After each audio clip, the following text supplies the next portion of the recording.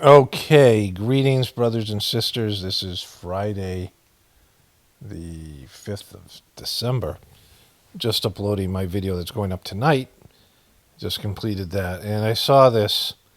That's their Sophia Brown best ever. Hashtag best ever, underscore best ever. Point of view, you thought it was just jewelry, but actually holds the entire Bible inside. And so My husband asked me to close my eyes and then put something around my neck. It was the necklace with the entire Bible inside of it. no way. Holy shit. Look at this ghoul hole open up. There's a whole Bible inside of it. I mean, like, what woman wouldn't be, like, completely shocked and aghast with a mouth agape?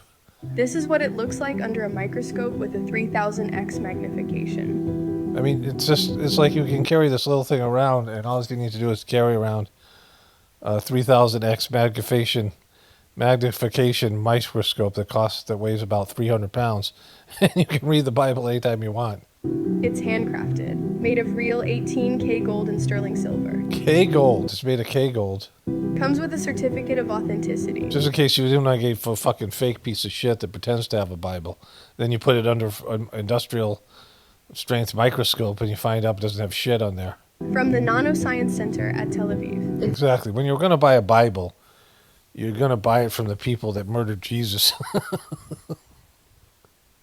That's a joke. Amazing. I told you guys, everything's here. It helps me feel at peace and more centered no matter what's going on. I mean, just as long as you know there's a Bible just hanging around your neck.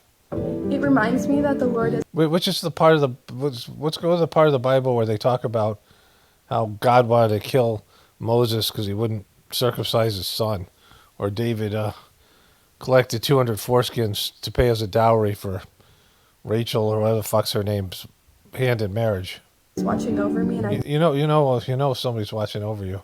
no matter what's going on around me. It reminds me that the Lord is watching over me and I don't have to face everything. I mean, you know when you got this Bible where the Lord is watching over you. The absolute coolest jewelry I've ever seen in my life. I've had so many people come up to me and compliment me on it. And when I tell them about the Bible inside it, they are mind blown. They have Bible-gasms. I mean, they just come out and they just have a Bible-gasm. It's kind of like a ghoul-gasm, but you need a microscope to see it. God's word on my heart every day. God's word on my heart every day and every night. What an amazing gift to be able to And then look, infinity.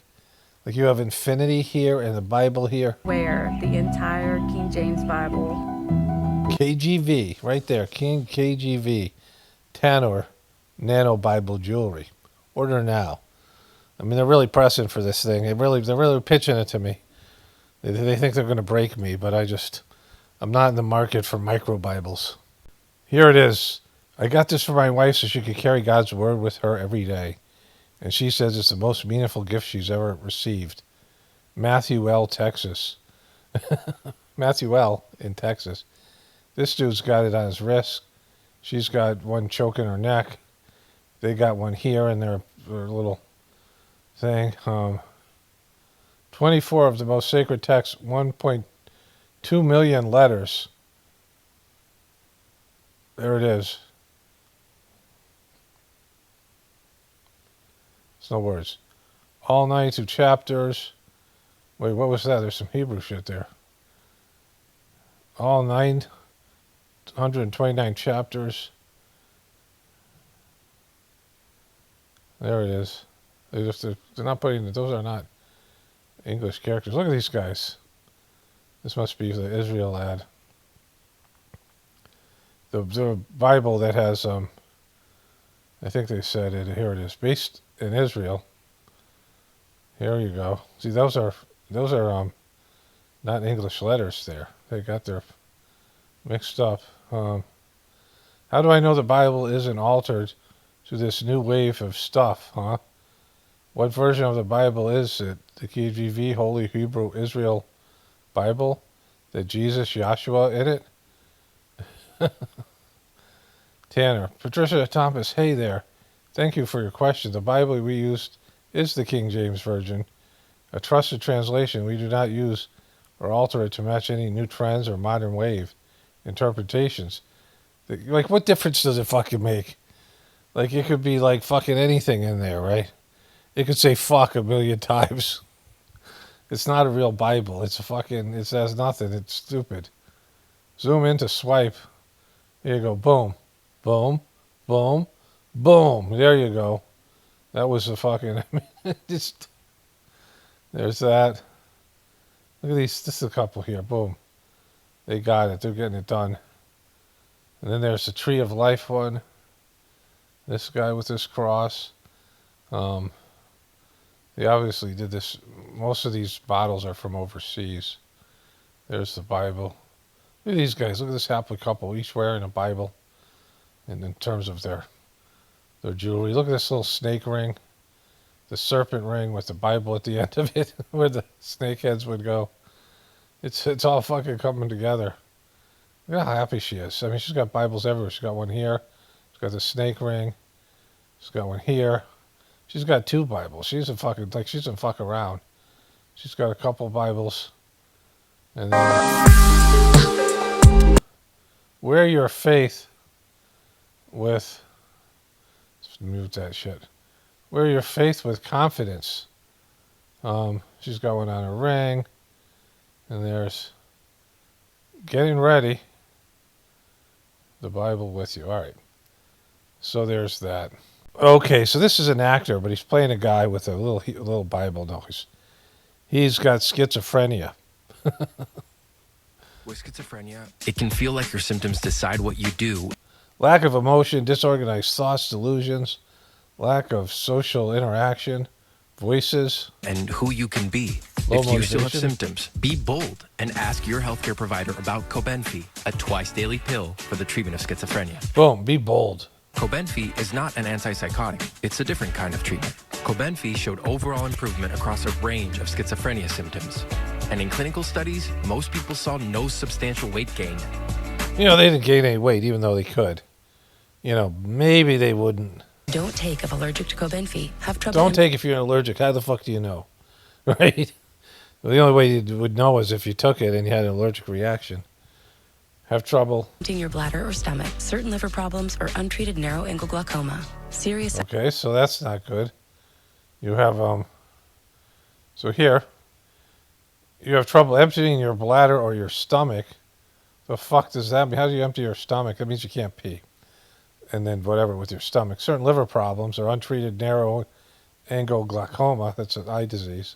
Serious side effects such as urinary retention, worsening liver, kidney, bile duct, and gallbladder problems. Slow stomach emptying. You mean constipation? Slow stomach emptying, serious allergic reactions, narrow angle glaucoma, increased heart rate, and side effects in those with kidney problems may occur. Don't drive or use heavy machinery until you know how Cobenfy affects you. Holy shit. Seek help right away if you have hives, swelling of your face, lips, mouth, tongue, or throat, Wait, you're going to have swelling in your fucking face, lips, mouth, tongue, and throat? hoarseness, difficulty speaking, breathing, or emptying your bladder. Imagine what could be Cobenfy. Yeah, it sounds pretty fucking bad. I mean, it's that, and this is at least you're not suicidal ideation or death, but Jesus Christ.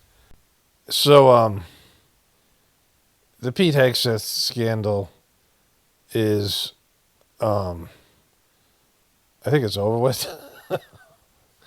I mean, they're pushing for war with Venezuela. And, Trump is losing his shit on Twitter or whatever, Truth Social and those things. So there's some of these side effects to everything that's happening. I mean, him not releasing the Epstein files, like you can do it any day. And the Congress demanded, but it's just not happening. It's everything that I say, right? Nothing ever happens. Like, nothing fucking ever happens. There's no fallout. There's no consequences. Like, this is all sort of system-ending crises or scandals back when I was a kid, right?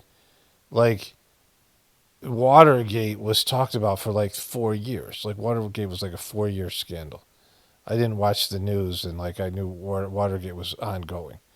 And if you look at like those podcasts about Watergate and some of the TV shows about Watergate, and then like the O.J. Simpson thing, I was in India. Like, I didn't have a TV before I went to India. And, you know,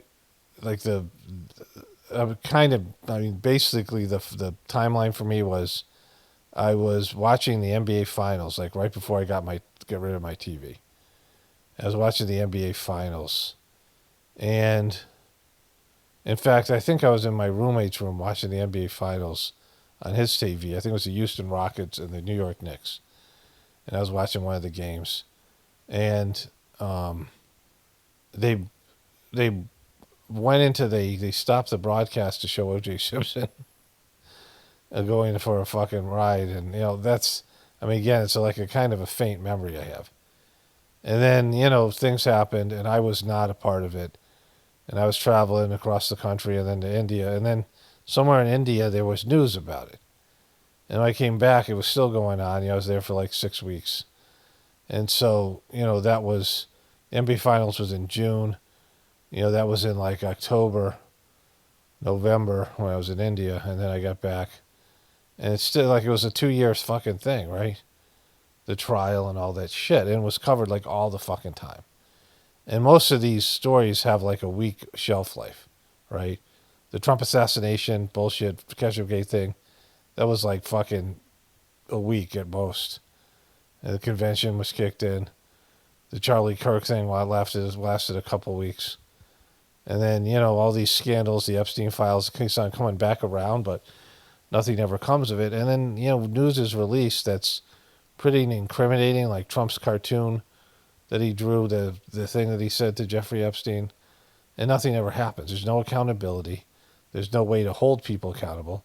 There's no media. The media is just like, almost like gossip channels, right? And so this is like from maybe yesterday or the day before, I don't know. That's what has happened in the American military after every war crime committed by the American military. First, they lie.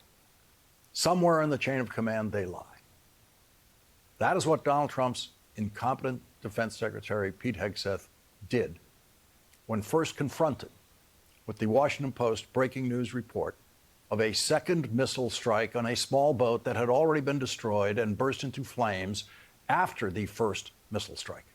The Washington Post reported that the second missile strike killed 2 people clinging to the wreckage, which would be a war crime in a war and is murder outside of war. There is no war in the Caribbean. There is no fog of war there. So Pete Hegseth lied. Okay, so, you know, and I hadn't watched this yet. This is the Hammer guy. Let me go a little bit further here. I want to roll my meme. We are not actually in armed conflict either way. It was all murder. All murder. Yeah. So, and they're going to get away with it. All right, so let me roll my Hammer guy memes. Here, I haven't done that in a while. Demanding to know, where's Nancy? Stop the hammering out there. Who's got a hammer? Where is it? I don't know. Where's the hammer? Is it on the, go up on the other floor. Somebody go up there and stop the hammering. Stop the hammering. Call Griffin. I don't care who the to call. Stop the hammering. Empty out the goddamn control room and find out where this is going on. It's either there or out there somewhere. Out of control.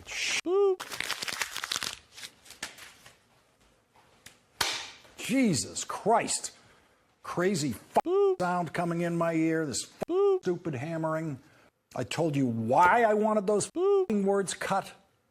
It just sucks. It sucks to be out here with this out of control Any thing can come into my ear at any moment. These things. How do you say this guy's last name? Demanding to know, where's Nancy? So this was the, well, let's watch this. Engulfing Donald Trump's Secretary of Defense, Pete Hegseth. Or at least that's what it feels like this week, but hey, it's only Wednesday. On Monday, Hegseth, with the help of White House Press Secretary Caroline Leavitt, attempted to throw Admiral Frank Bradley under the bus, saying he's the individual responsible for the highly controversial double-tap boat strikes in the Caribbean on September 2nd, which lawmakers on both sides of the aisle and lawyers and experts believe may have Lawyers and experts and those people and all those guys and those type of people constituted a war crime. Yesterday, Pete Hegseth at Donald Trump's cabinet meeting seemed to endeavor to further embarrass himself, with Hegseth claiming all that shit. And haphazard nature of Donald Trump's national security team when they shared national security information, including war plans. And then former National Security Advisor Michael Waltz accidentally added Jeffrey Goldberg, a journalist from The Atlantic, to that group chat on Signal. A damning new report is being released from the Pentagon's Inspector General. That is the top watchdog at the building that Hegseth is in charge of running. That report says that Pete Hegseth shared information in that Signal chat, information that put mission operations and servicemen and women. Okay, so they have the Pentagon's chief, like, you know, the guy, he's like the guy who investigates the cops, whatever, the internal affairs, right? He's like the human resources of the Pentagon, the top person to make sure that nothing's going wrong in the, you know, in terms of the behavior of the people. And, you know, there's no scandals or nothing illegal or these types of things. And that he investigated this thing and found that, you know, this was a mistake by Hegseth. And there's going to be, Trump isn't going to hold anybody accountable. Because Trump, you know, lives in a fucking delusionary world where how something affects him is whether rules get applied or not, right? And all these politicians live in that world, but none of them like Trump. Like, all these people live in that world where, you know, they try to skew things in favor of themselves and their party and the people around him, their cabinet. Trump will throw somebody under the bus when it's unavoidable. Like, he'll throw Pete Hegseth under the bus if, you know, if he has to, but he doesn't have to anymore. He did in his first term, and he did in his private life. But now he doesn't have to throw anybody under the bus anymore because he just says, fuck you guys. Like, this guy's, he slams the guy who comes out with the report or ignores it altogether. And people make, you know, these news programs about it. Like, he's not releasing Jeffrey Epstein. He looks completely complicit, and he is complicit, but he looks bad by not releasing Jeffrey Epstein. His dumb fuck followers, you know, some of them will never leave him. Like, never leave Trump no matter what he does, right? They'll never see Trump for what he is. I mean, it's easy to see, and they won't see it. You know, and so, I mean, this is where we're at as a country. Because even the people could be, not 80% of the people could really be upset about something, and you have no leverage. Like, you have zero fucking leverage. We have zero leverage to make something change, to make something happen. You know, you could boycott shit, but people aren't going to do that. And even if you do that, I'm not sure that would work. And then nothing else matters, right? Other than boycotting, what can you do?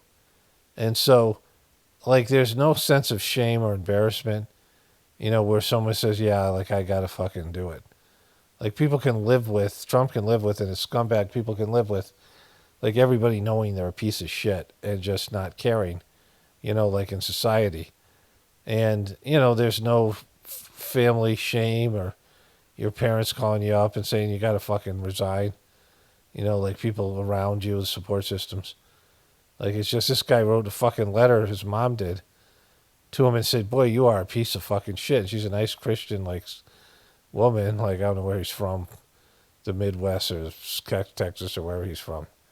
And his mom's a Christian woman who wrote him a letter when he was impregnating his coworker while he's still married to his wife. And then there was a scandal, which his mom, I think, probably didn't even know about yet, where he banged some other woman in a hotel at some convention that accused him of sexual assault. So, like, that's the kind of scumbag he was, showing up to work, still breathing out alcohol from the night before, showing up at the morning show. I mean, his mom wrote to him, it's like, boy, you are a piece of fucking shit. And then she had to come back and say, and retract her letter. And she wrote it and sent it to his ex-wife because she felt bad in the way he was treating her, right? He's like an alcoholic. You know, you can just see by the way the guy talks, he's a pure asshole. And it doesn't matter. Like, it doesn't matter. And they're all like this. And they're all, every one of these people has deep character flaws. And, like, you know, this stuff just never is held accountable. Like, one of the few things that we've seen that held accountable is Turning Point US Gay. in the sense they've lost their audience, right? Which they should lose their audience, but that's, it's not much of a thing, right? They're still going. And they could disappear altogether, and those people will get other jobs. Most of them, I guess, they'll go do something. And so, it's not, Erica Kirk would still walk away with a fortune. Whatever, she can glean from the, where she grab onto as the thing implodes. And she can, bounce back, do some little podcast somewhere, to go on the fucking grieving widow, fake grifting grieving widows tour. But either way, there's just nothing. There's no, like nothing ever happens. Like all these things should bring down our society altogether. The Clinton thing when he banged Monica Lewinsky or whatever that fucking weird shit he did with her and then lied about it. That was like a 2-year impeachment scandal. It was like fucking end of the world. Trump banged fucking porn stars and bribed them. Like that was like nothing compared to some of his other stuff. He said he could just walk up to a woman, grab her by the pussy. All this shit came out. It didn't matter. He still got elected, right? And so there's no, there's no moral fiber, moral character, integrity. None of that shit means shit anymore. There's nothing that means anything anymore. And so, like, that's why these stories just come and go. And they're more about clicks and, like, people get upset or they find interest in the thing and then their interest wavers before there's any resolution. They move on to the next thing. And there's just a scandal after scandal and crisis after crisis. And then, one day it'll be like, oh, shit, where'd all our food go? Oh, how come our electricity isn't working? Why did that bomb just fucking hit fucking, why is there a mushroom cloud above the city I live near?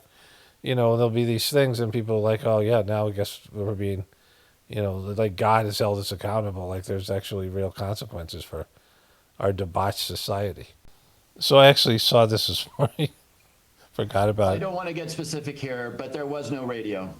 There were two individuals clinging to flotsam.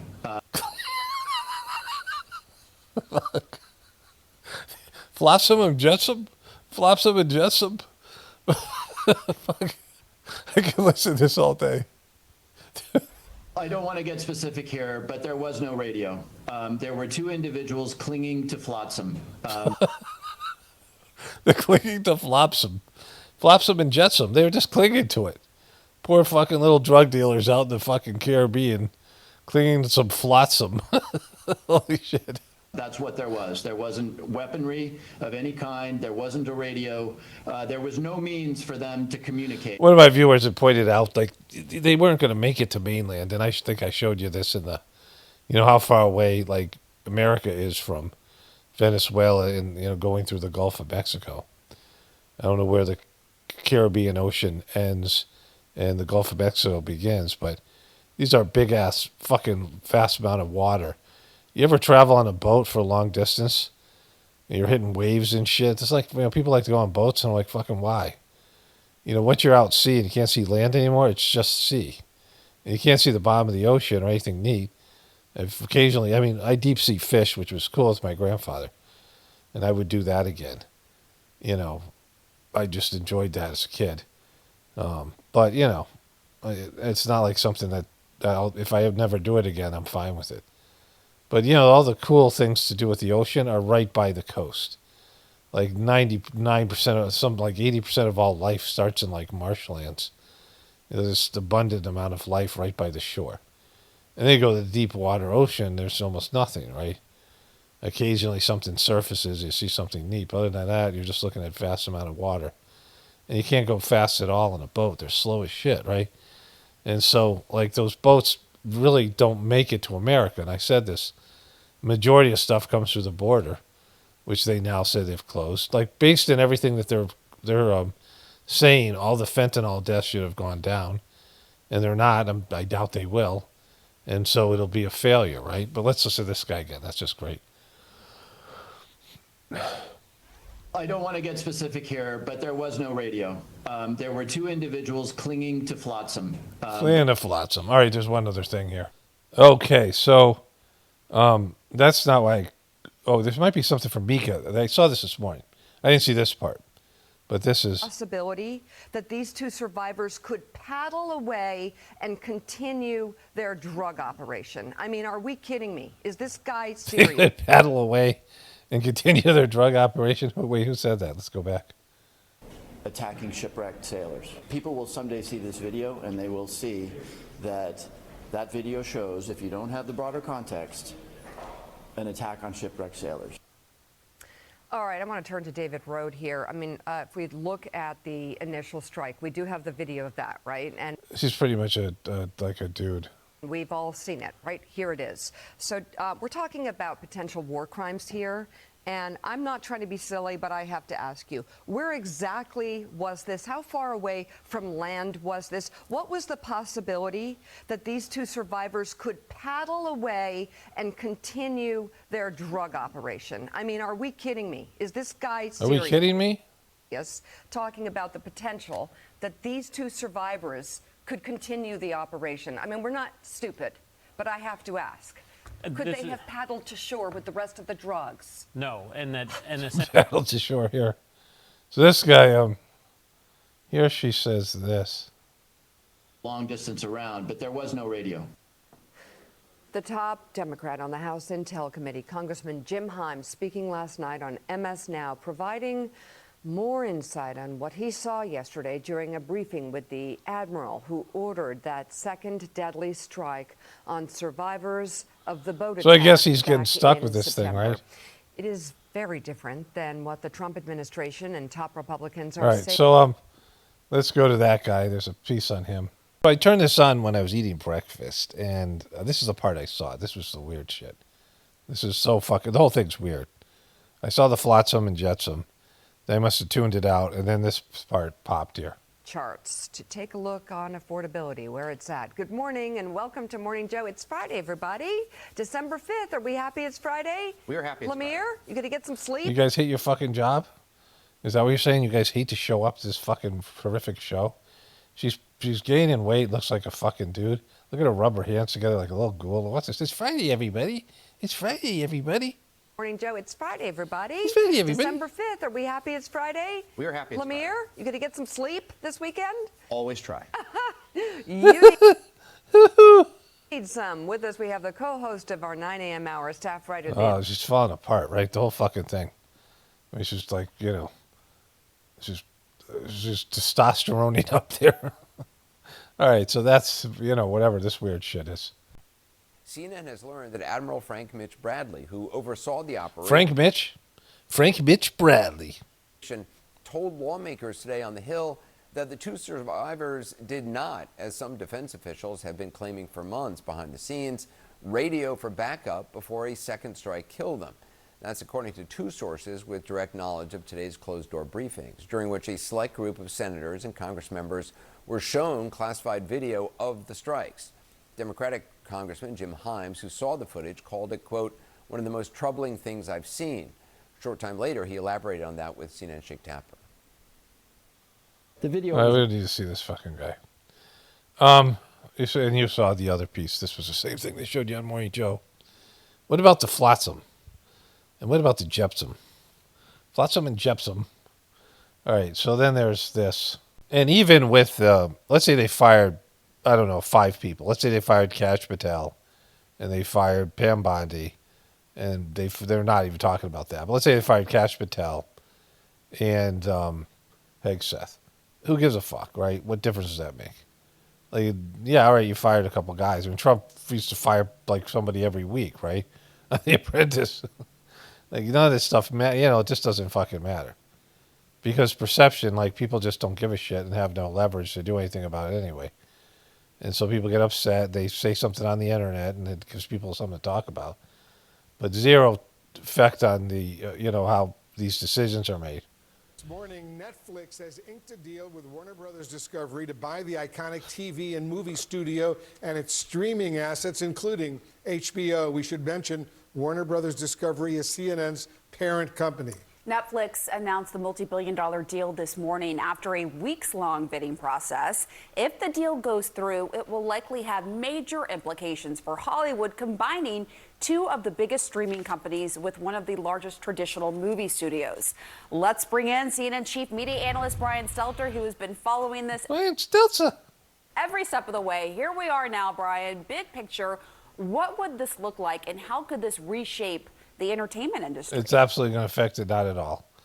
Like, you guys won't even fucking notice it. This is something that could affect hundreds of millions of television viewers all around the world. Because Again, it's going to affect you in some way. HBO will now be available on Netflix. everybody now is a streamer in one way or another. And You're a streamer, I'm a streamer, everybody's a fucking streamer. Be careful of that fucking flotsam. people Don't step in that flotsam over there. are glued to Netflix already. HBO Max, one of the other big streaming platforms, would be coming together with Netflix if this deal is consummated. And right now, that is a very big if, because What do you mean if they consummate this deal? How do they consummate it, Brian? Brian, explain the consummation to us. this deal is Does it involve flotsam? Brian, you got flotsam all over your face.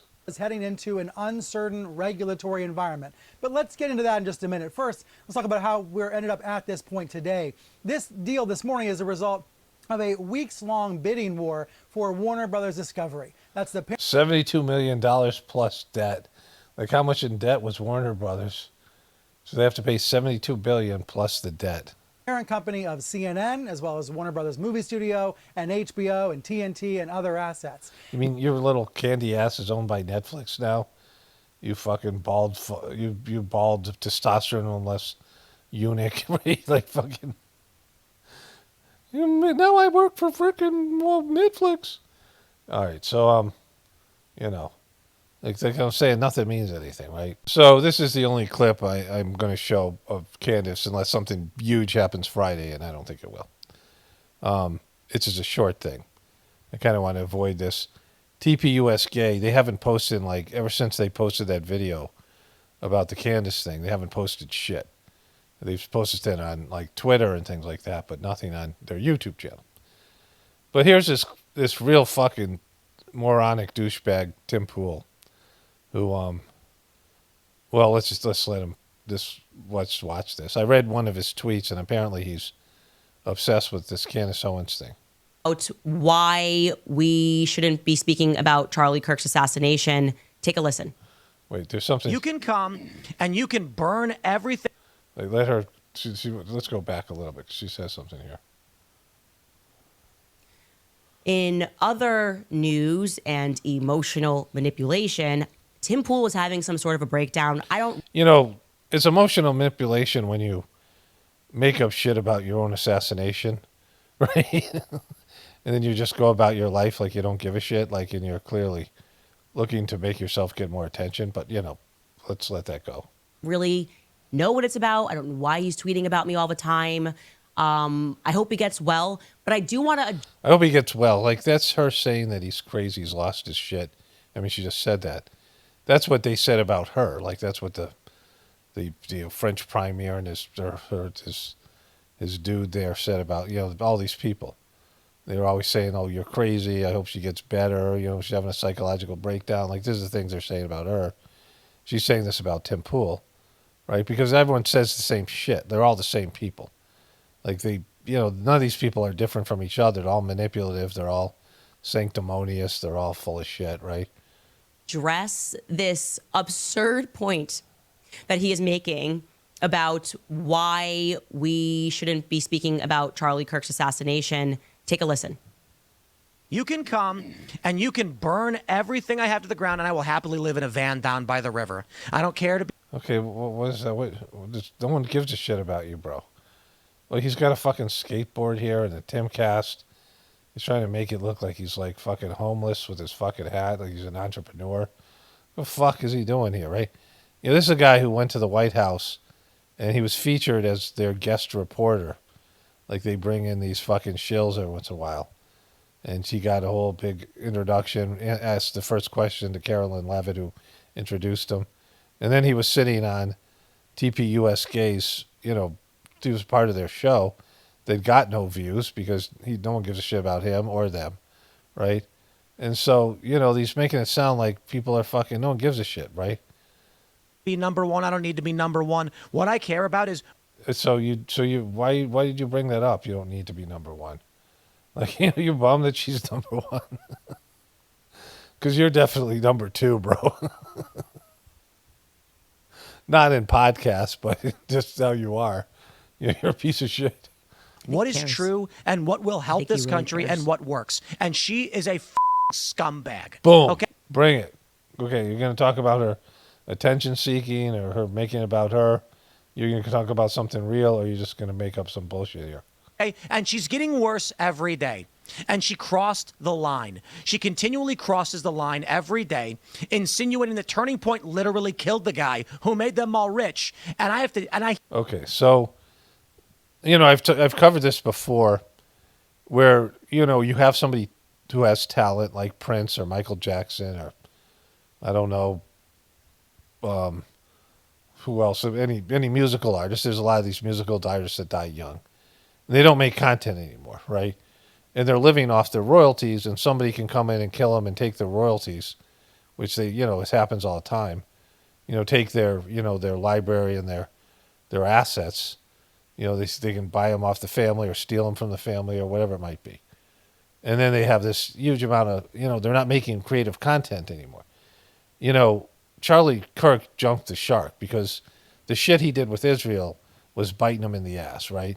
He didn't have a second act, and all you pieces of shit, including you, including get the big giant fucking, there he goes, big giant colossal fucking cursor right there, motherfucker, right?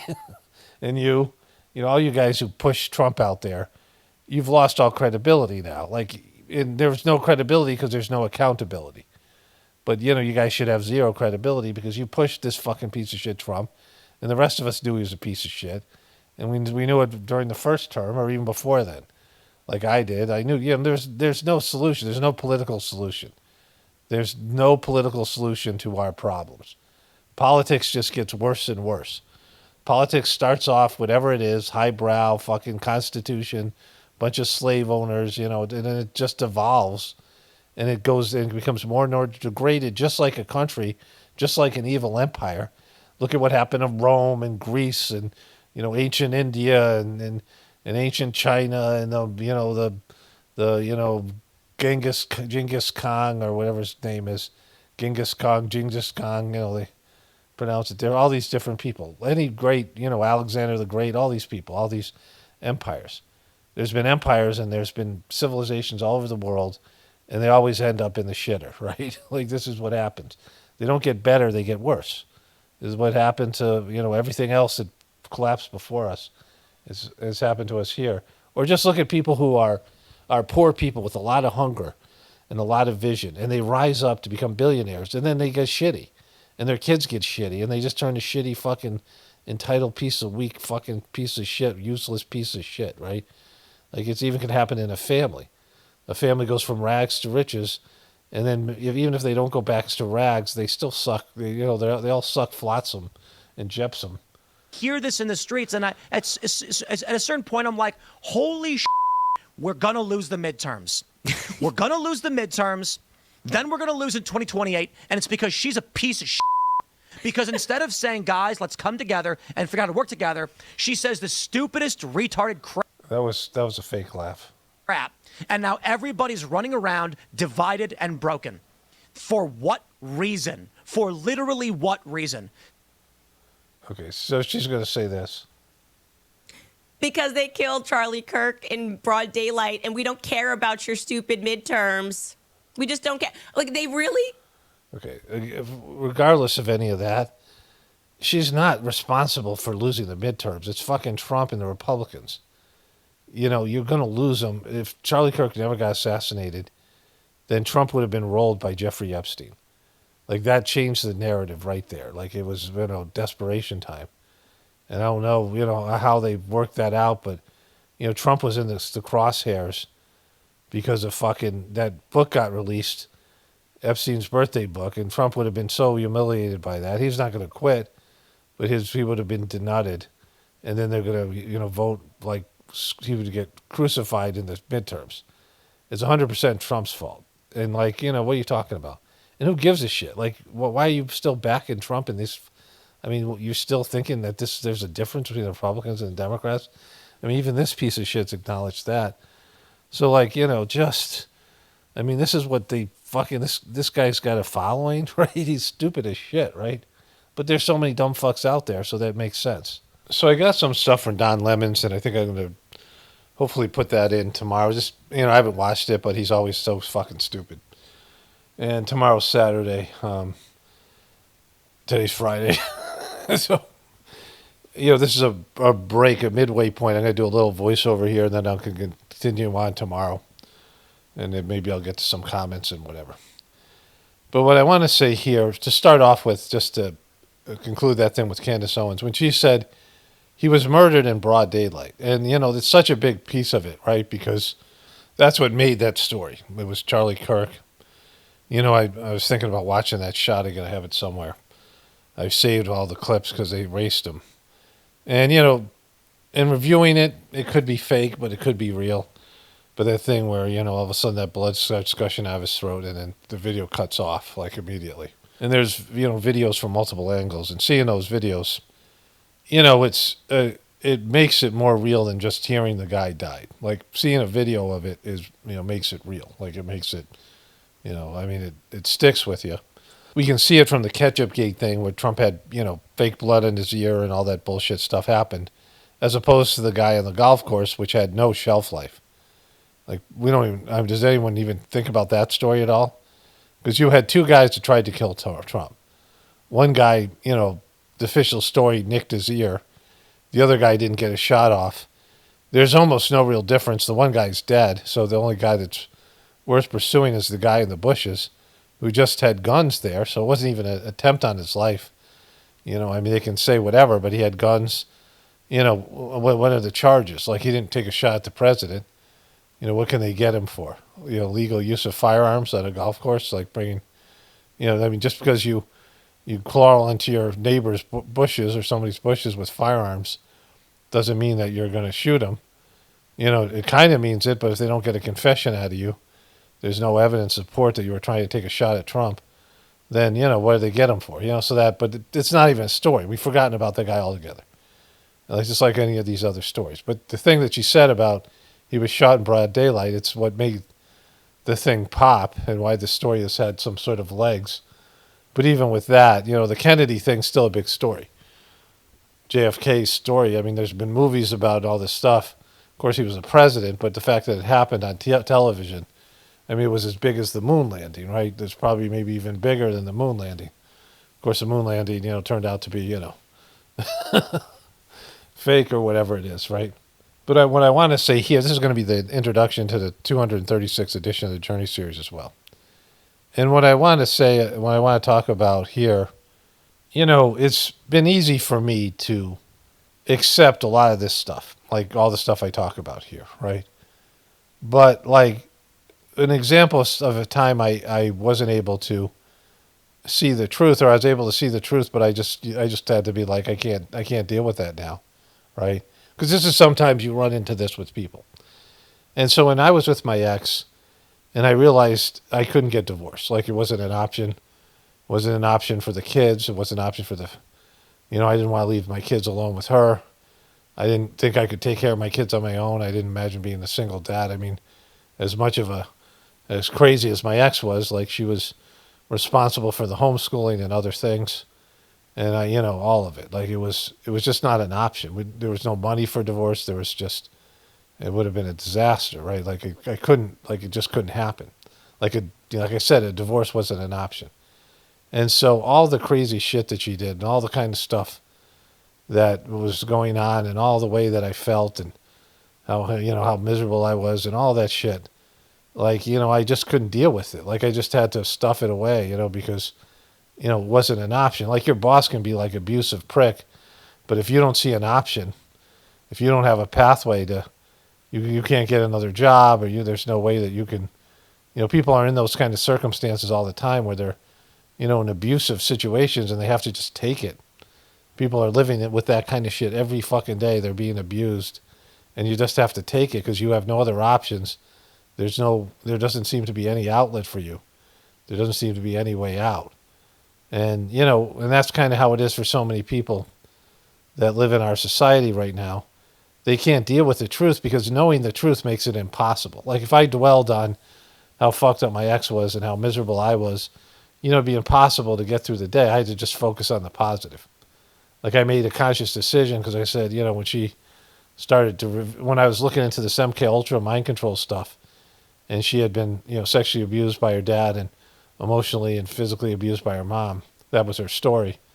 And she was showing the same kind of personality, the alter personalities, and she was showing all these same things that all these people were talking about. I was listening to these women talk about, these alleged MK Ultra victims, mind control victims, and they were very similar to her, right? And I was like, holy shit! And I said, this is like, I showed her a couple of videos, and she was like, if I had to confront that, I would become schizophrenic, and I'd have to be institutionalized. And I'm like, well, I guess you better not confront it then. Like, fuck. And then I just went, in, and I was like just depressed for like 2 weeks and just bummed out. And I realized I just had to be positive. And I just had a shitty situation. And you just had to eat shit. Like sometimes, and that's a part of the Sajmark teaching. Like sometimes in life, you just got to eat shit. If you try to get out of it, you'll just end up, eating shit somewhere else, right?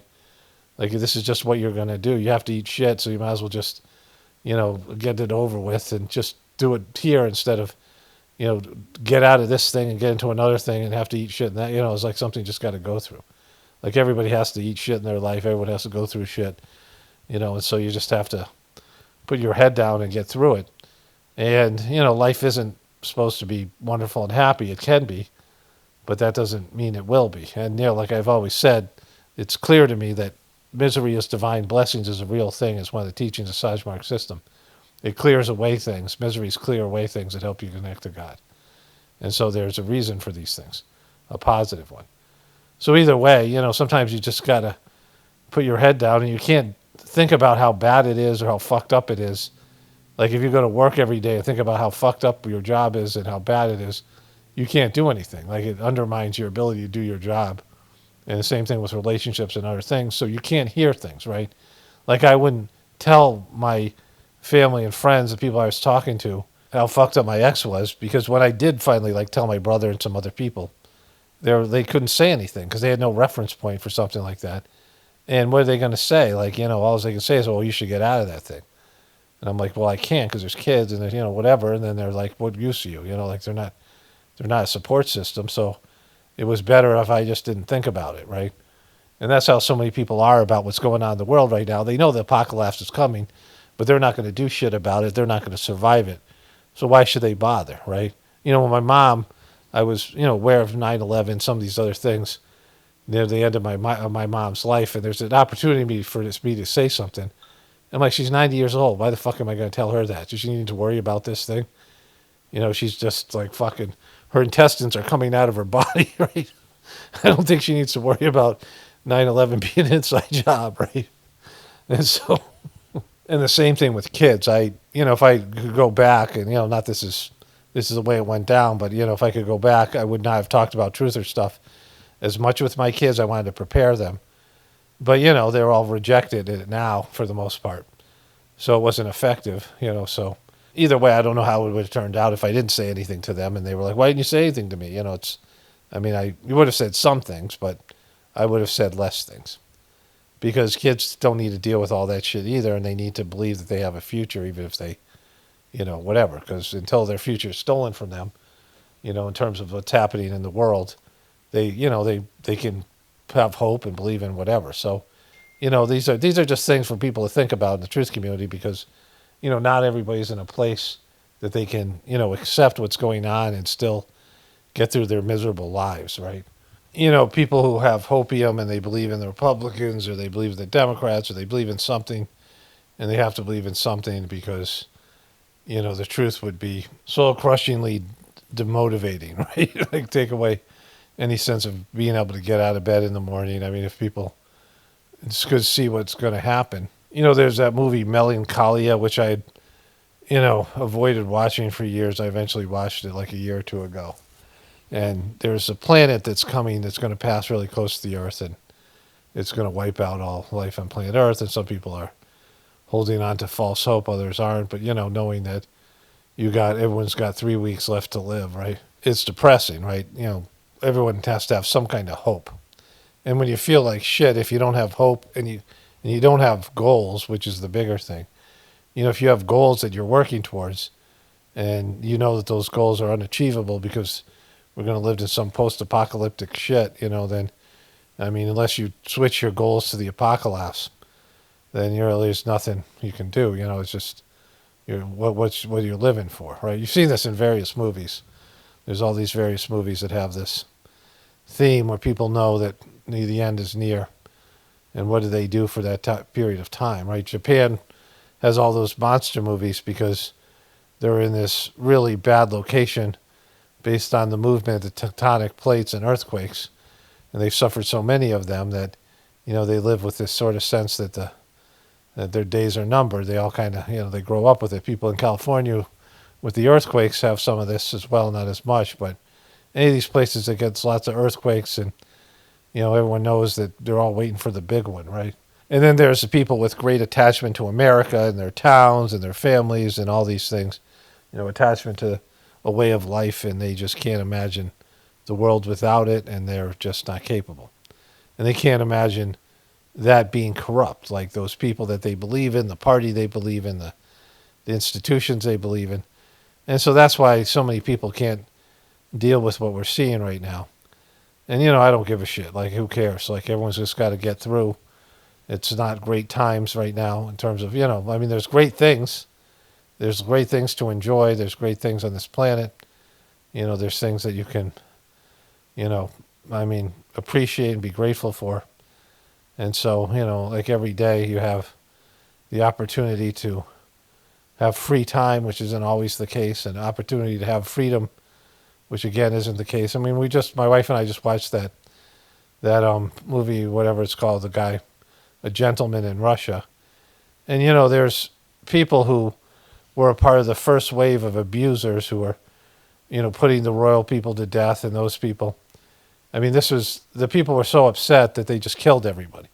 You see this when, like, Alexander the Great would invade somewhere, and he'd kill all the kings and all their relatives, get rid of a whole genetic line, so there'd be no one there to claim the throne, right? And there's that kind of stuff, but then there's just killing all the rich people, getting rid of all the elite, and things aren't nearly that bad here. But when they get to that point, and then the people assume positions, and those people get thrown out of power when they can't make things better, and things are just getting worse, and then they get killed, right? They get purged, and it just keeps on going throughout. With this generation after generation of people in power being usurped and dethroned. Some of those countries like Syria, they change leaderships and political parties every 2 years. There's a movie with Sacha Baron Cohen playing an Israeli spy, Mossad spy, and he penetrated into the leadership of the people there in Syria, and this was how he rose to power. He ended up being the defense secretary, and then they found out and they killed him. But all these people went down with him, right? They all got anybody who promoted him, anybody who was involved. They just kill everybody. They just do, they execute everybody, and this is part of it. I mean, people are savage, and they get angry and hateful, and they just want to blame everyone else, and then they come in, and then they can't do anything different than the people before them, because you can't make it better, because it's, the reason America has a lifestyle is that we're using resources that for other people's resources, right? We're 5% of the population glomming onto 20% of the resources, and we're still not fucking happy, right? And so, this is the nature of the human being. At some point, people will have to take a good hard look at what it is to be a human being, and start using some self-restraint, and using some an interconnection to the divinity within us. And that's the only solution, like I always say. Anyways, let's move on to the next thing here, and then I'll come back to the questions. I have a couple comments I want to get to at the end of the video. Okay, it's 11 o'clock at night, Friday, December 5th. I just watched this movie called Fight or Flight, which I rather enjoyed.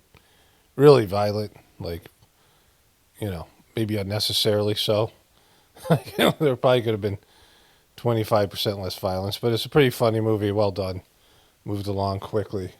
My wife was, taking a nap next to me, and she woke up, and there was some really ugly, violent scene. And she was like, gross. Anyways, so I wasn't going to cover this anymore, but the TPUSK got hijacked when somebody asked them a question on their live stream. And, you know, they're so, like, almost criminally incompetent. You know, whenever I see something like this, you know, I don't need to know, but I speculate, right? I like to guess, you know, I like to guesstimate about the thing. And it's hard to say.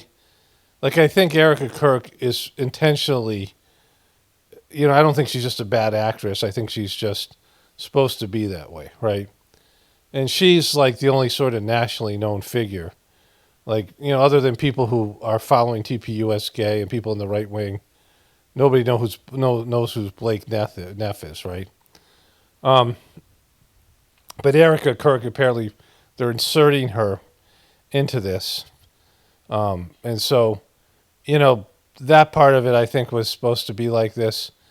But their incompetence really doesn't make sense as a strategy because nobody's watching it. It's not like it's a distraction.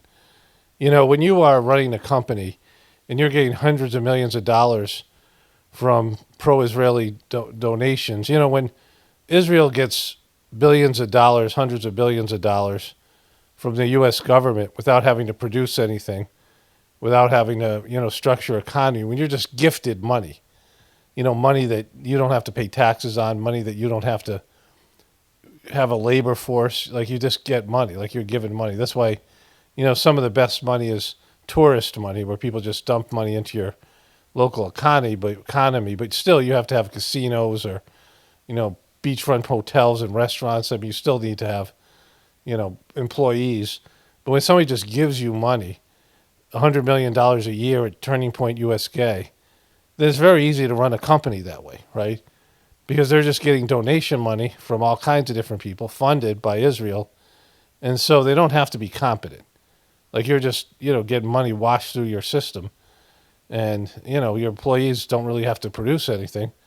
And Charlie Kirk was doing whatever he was doing that was generating the money. But, you know, when that money dries up, or when, you know, you actually need to make decisions, and now people are scrutinizing what you're doing because of your complicit nature in terms of his death, then your, like, incompetence and your complete hypocrisy starts showing through, right?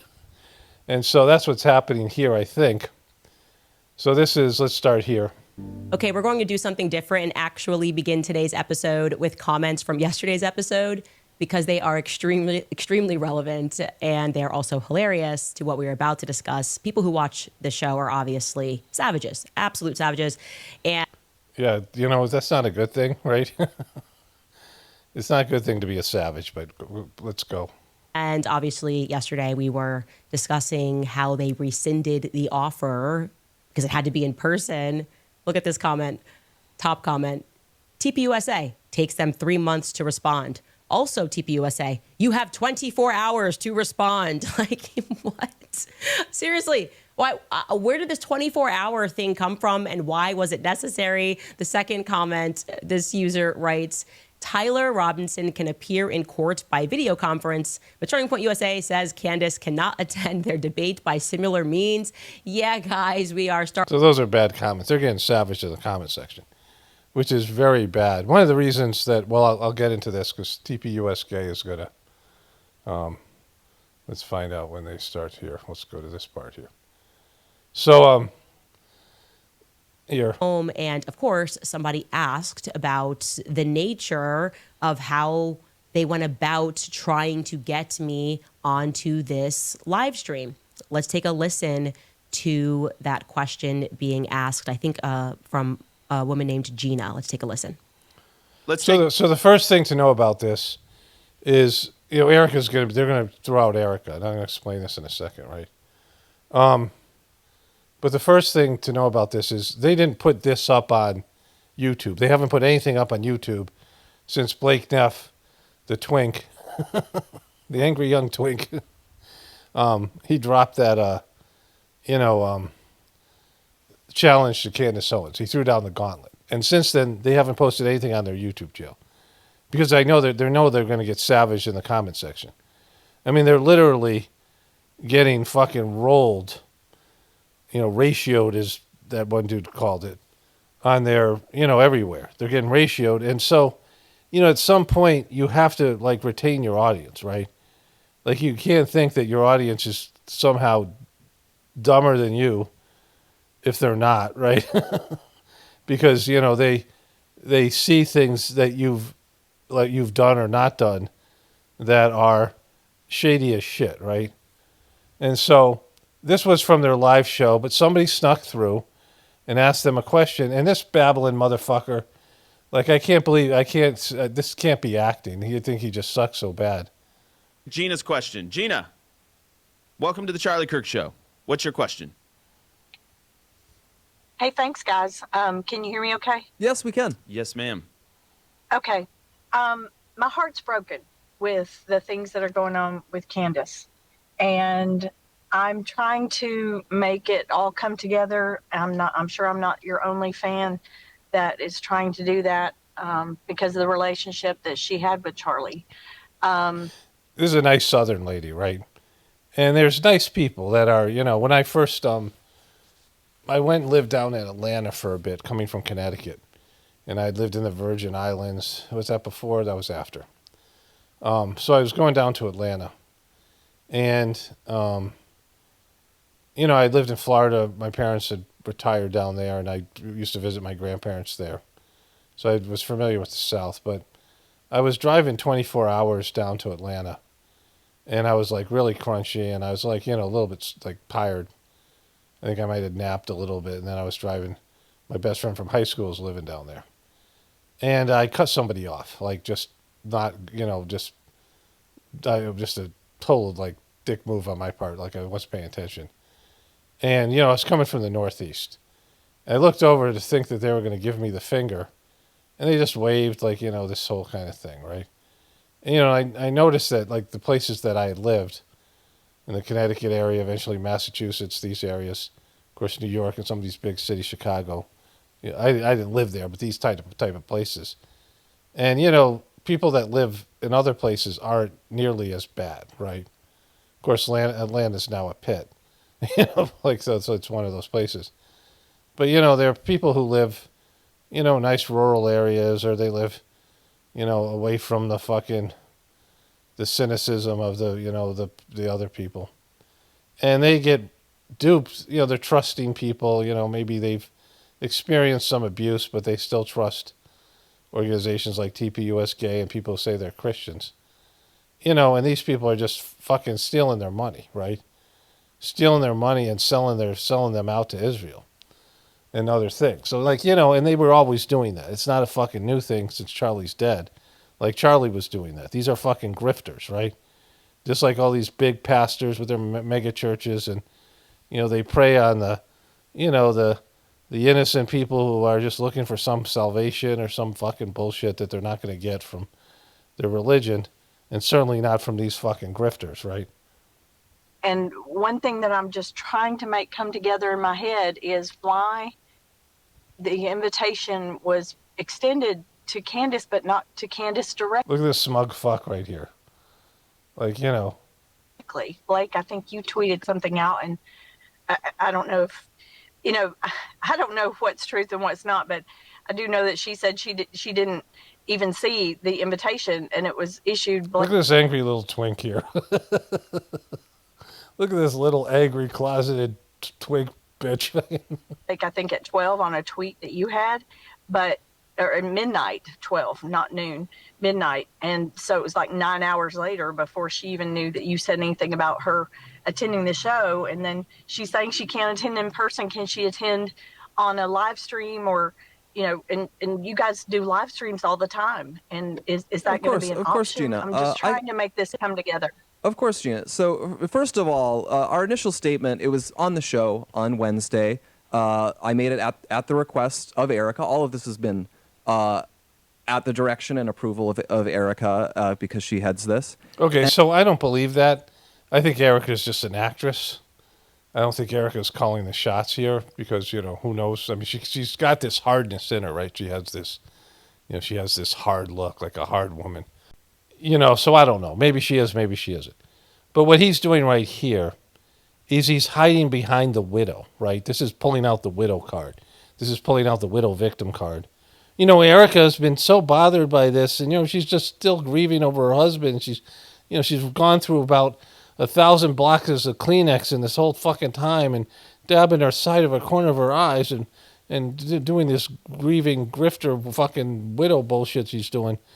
And, you know, poor Erika is so upset, and she's so bothered by the way that Candace is just slandering all of us and Charlie's legacy. And she can't believe that, you know, this is when they throw Charlie in front of themselves. Like, nobody's going to feel bad for this little fucking angry little fucking twink, right? Like, no one's going to give a shit about that.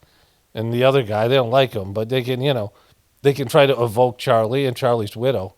And so that's why Erika's being thrown out there. Like, and Erika now is, you know, in a combative role with Candace, right? So she's saying, we're going to go up and stand up to Candace.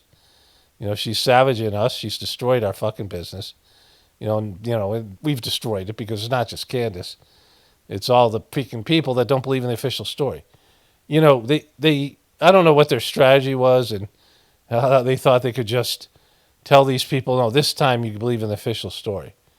You know, my ex was one of the biggest anti-vaxxers I've ever met. Like, she told me about, you know, my brother had told me some shit, and, you know, I was kind of aware of, and, you know, he had problems with Vietnam and some of the things that they were given to the soldiers. You know, soldiers don't have a fucking choice, right?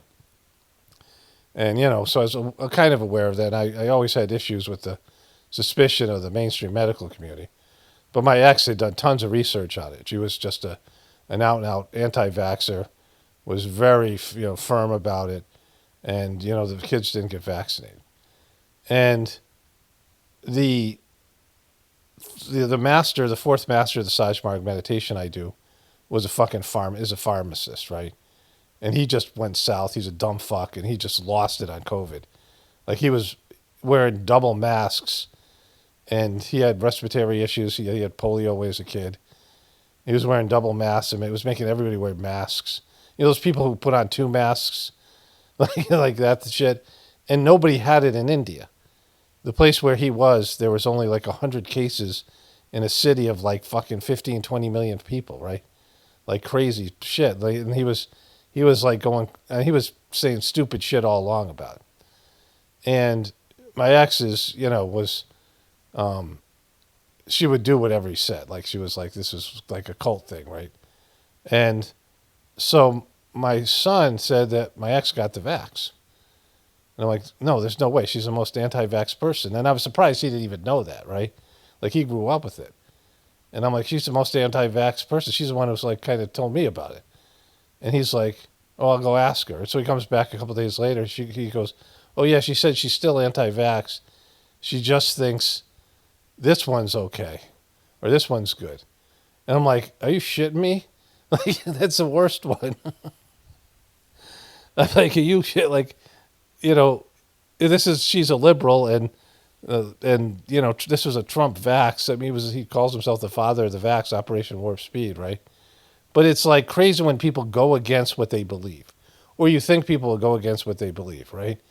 And so when you come out and all these people are like, we don't trust the government, we don't trust the official story, and you think they're going to trust the official story this time because Trump is in charge or it's a Trump-led government, and you don't understand your fucking audience, bro.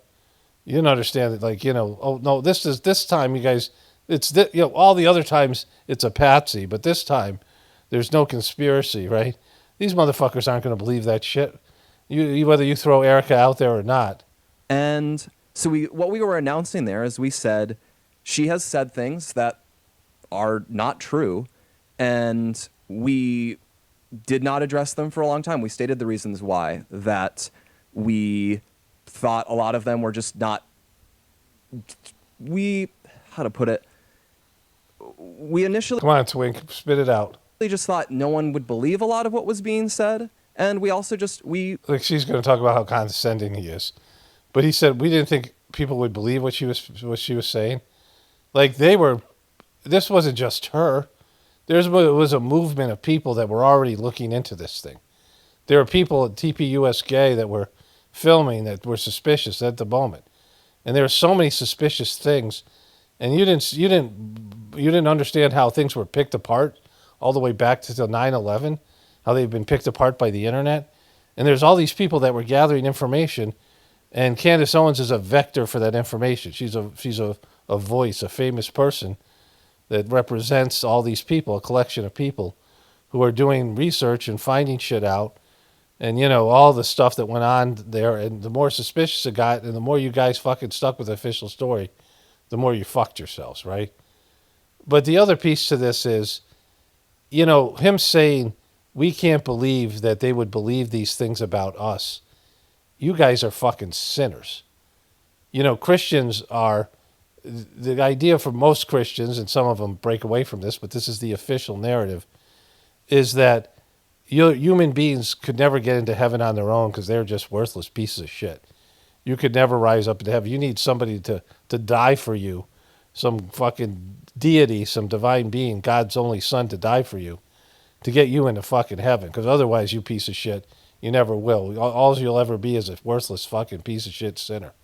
And that's what your book says, or the misinterpretation of Jesus' teaching and the Old Testament bullshit.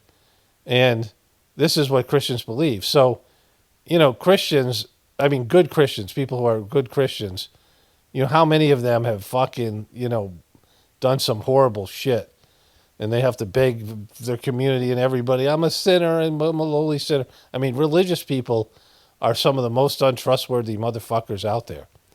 Because people who are deviant and decadent, like I've known some really debauched motherfuckers, right? People who are pleasure-centered, and they're not at all acknowledging any kind of divine presence. But those people are usually pretty fun, and what they're going to do, right?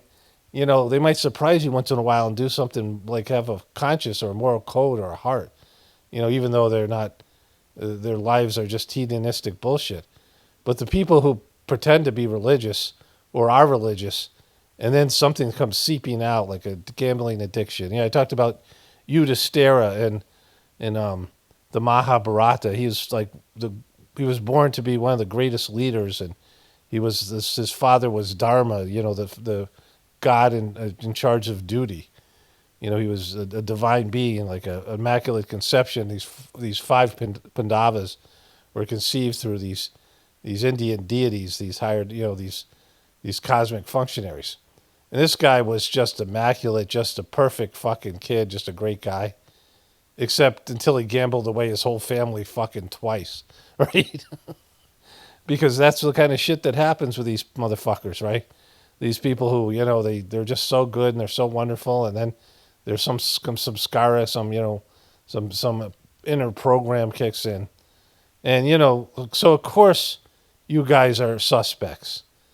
You don't think Christians commit murders? Christians, the religion itself has committed more murders than probably any other fucking religion. In terms of the mass murders of fucking the British and, all the religious wars. Christians have the best weapons and have done the most fucking damage. And, you don't think about these pastors and these priests that are pedophiles. So you don't think that people would be suspicious about a religion? Even religious people are suspicious about religions. And organizations like you, $100 million of fucking Israeli money, you don't think that you're capable of fucking murder? Your own story, Jesus is, these were higher developed souls around Jesus. Jesus wasn't the only higher developed soul. When a spiritual master comes down, they come down with a crew of people, higher developed souls. Some of them are higher developed than the master, and they excel in the future life, or they come down as a support person, right? Those disciples that surround Jesus were all higher developed souls, and they still shivved him, right? Like one of them sold him out. Like you don't think Charlie Kirk could have a Judas? You don't think people would believe that he had a fucking Judas, right? Twink, right? Fuck you, Twink, right?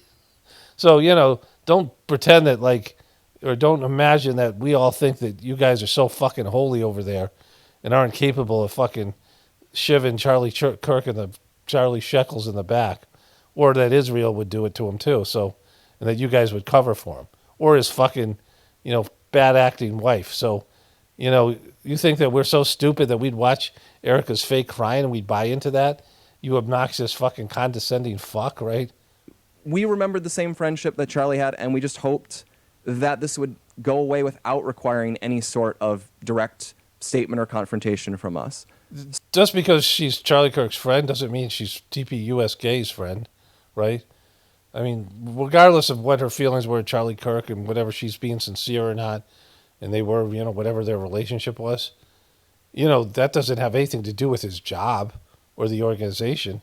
In fact, anytime a great person dies, it's like when there's somebody. Look at the movie the TV show Succession. Look at those fucking vipers always all trying to, screw their siblings out of the big, prize of running the company. That shit happens all the time. Well, people all of a sudden there's a bunch of money available in a will, and watch these siblings turn on each other. Brothers and sisters who got along their whole lives, and they're shivving each other for a fucking money. There's a character named Shiv in the fucking show, right? So what was approved is we announced we are going to respond to this, and what I said was we are going to announce a date soon. We actually hadn't agreed on it at the time I read the statement. We're going to announce a date where we're going to respond to this, and once we announce it, Candace is free to attend in person. That is what we announced.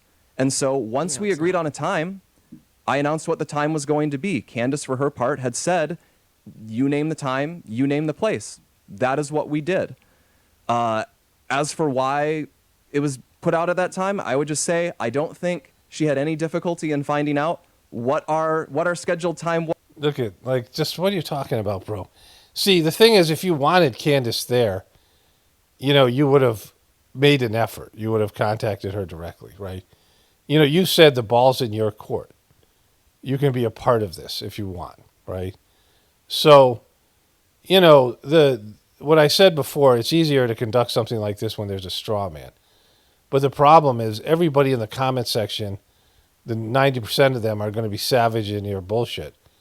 And so if you leave the comment section open, which maybe you don't, and I don't know if they were trying to create a live audience where they could bring their own people in there who would boo Candace, that kind of thing, right?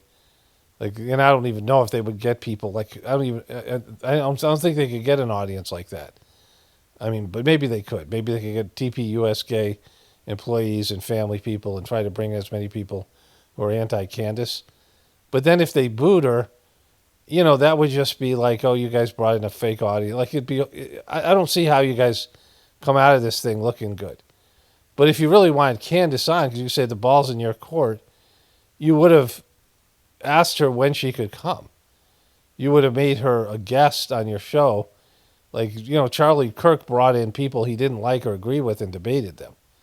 He did that all the fucking time. And so if you're going to be a Charlie Kirk, he wanted to debate these guys. Cenk Iyengar and, he was that guy, whatever his name was. But plenty of people, the ones that I've seen, these little clips of these things. But, he brought in people and he debated them. And they, he went to these places where they were hostile. He didn't like these people. He demonized them, liberals, these people. But, you got to get people out there, right? He had an unfair advantage, like I said. He had a crowd that was favorable to him and these things. But, you need to bring her in. You didn't want her to come, right? I mean, that's just fucking admit, you guys, we could see it. And so, people aren't going to be like, oh my God, they gave her the opportunity and she didn't accept it. I mean, people aren't going to fucking believe that bullshit, right? It seems everyone found it out quite quickly. And lastly, on the point of why it's in person, I think it's pretty intuitive that given what is being said, the way this has worked is that it's critical to be in person if you want to be authentic and to be detailed. And that is what we think is a fair request to make if she's going to participate. But regardless... What do you mean fair request? That's not a request.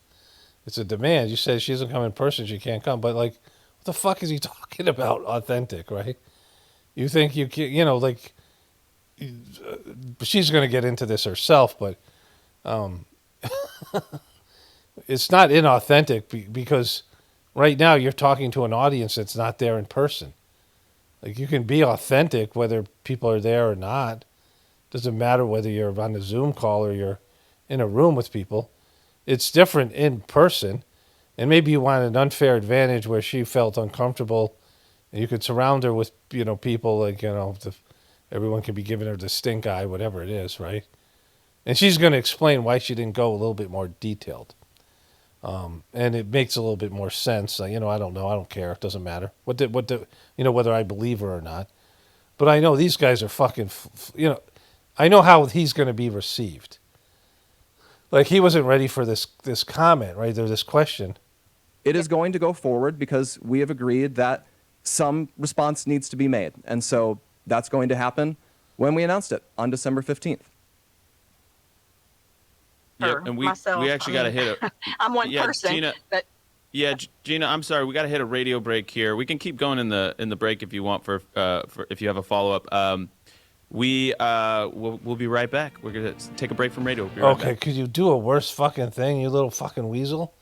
Like, you think that, like, you could have just answered her follow-up question. I mean, she's a nice Southern woman. She's not gonna shiv you. She's not gonna fucking, she's not gonna freaking, what do they call that when they do that? It's not gonna be a gotcha question, right?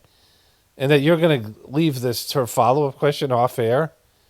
That's censorship and all the shit that Charlie Kirk supposedly didn't believe in. Are you guys sucking intentionally, right? Are you guys sucking that bad? So I love situational irony like that, where he is actually live streaming with Andrew Colvett. It's like, it's not authentic unless it's a person is in person, and Andrew Colbett's literally not in person as he's answering this question. So I guess the show is not authentic or something. I also love Blake because he's trying so hard not to be condescending in that bit. It doesn't come naturally to him. He's extremely condescending. His obvious, how do I say this? We're shocked that you guys believe Candace. We're just very shocked, you dummies. And his excuse is that the reason he did this in the middle of the night on X is it's to be expected, as if that's some sort of normal etiquette. Once you extend an offer, not only do you extend an offer, you say that it's a sincere offer. He used the word sincere. And when she is trying to get around to, hey, like, why does this need to be in person? Just to be clear, Blake is saying the answer to that is, quote unquote, it's intuitive that it is critical to be in person if you want to be authentic. Let me just run that sentence again because I consider myself. Okay, so the thing about this is, I can't think of a reason why to bring her on, right? Because, you're down if this was an election, you're down in the polls. So you have your people, your turning point people that are still loyal to your organization. And it's a small number of people based in the comment section, based in all these things. I mean, she talked about this in the beginning, how they are completely folding. Like they were number one at times on Apple Podcasts, and now they're in the hundreds. They've dropped down significantly, which we know because they're you can see the view count on YouTube, and those are the people who were former TPU guest gay people and current ones. But all the rest of us who weren't fans of the Charlie in the first place, and there's lots of truthers and other people, and now I have an opinion about this fucking shit organization, right? And all these other people that are there, liberal people, all these people. And so now you got an army of people that fucking don't like you and think you're bullshit, right? And that's going to come across, and it's going to spread doubt to the people that are still there.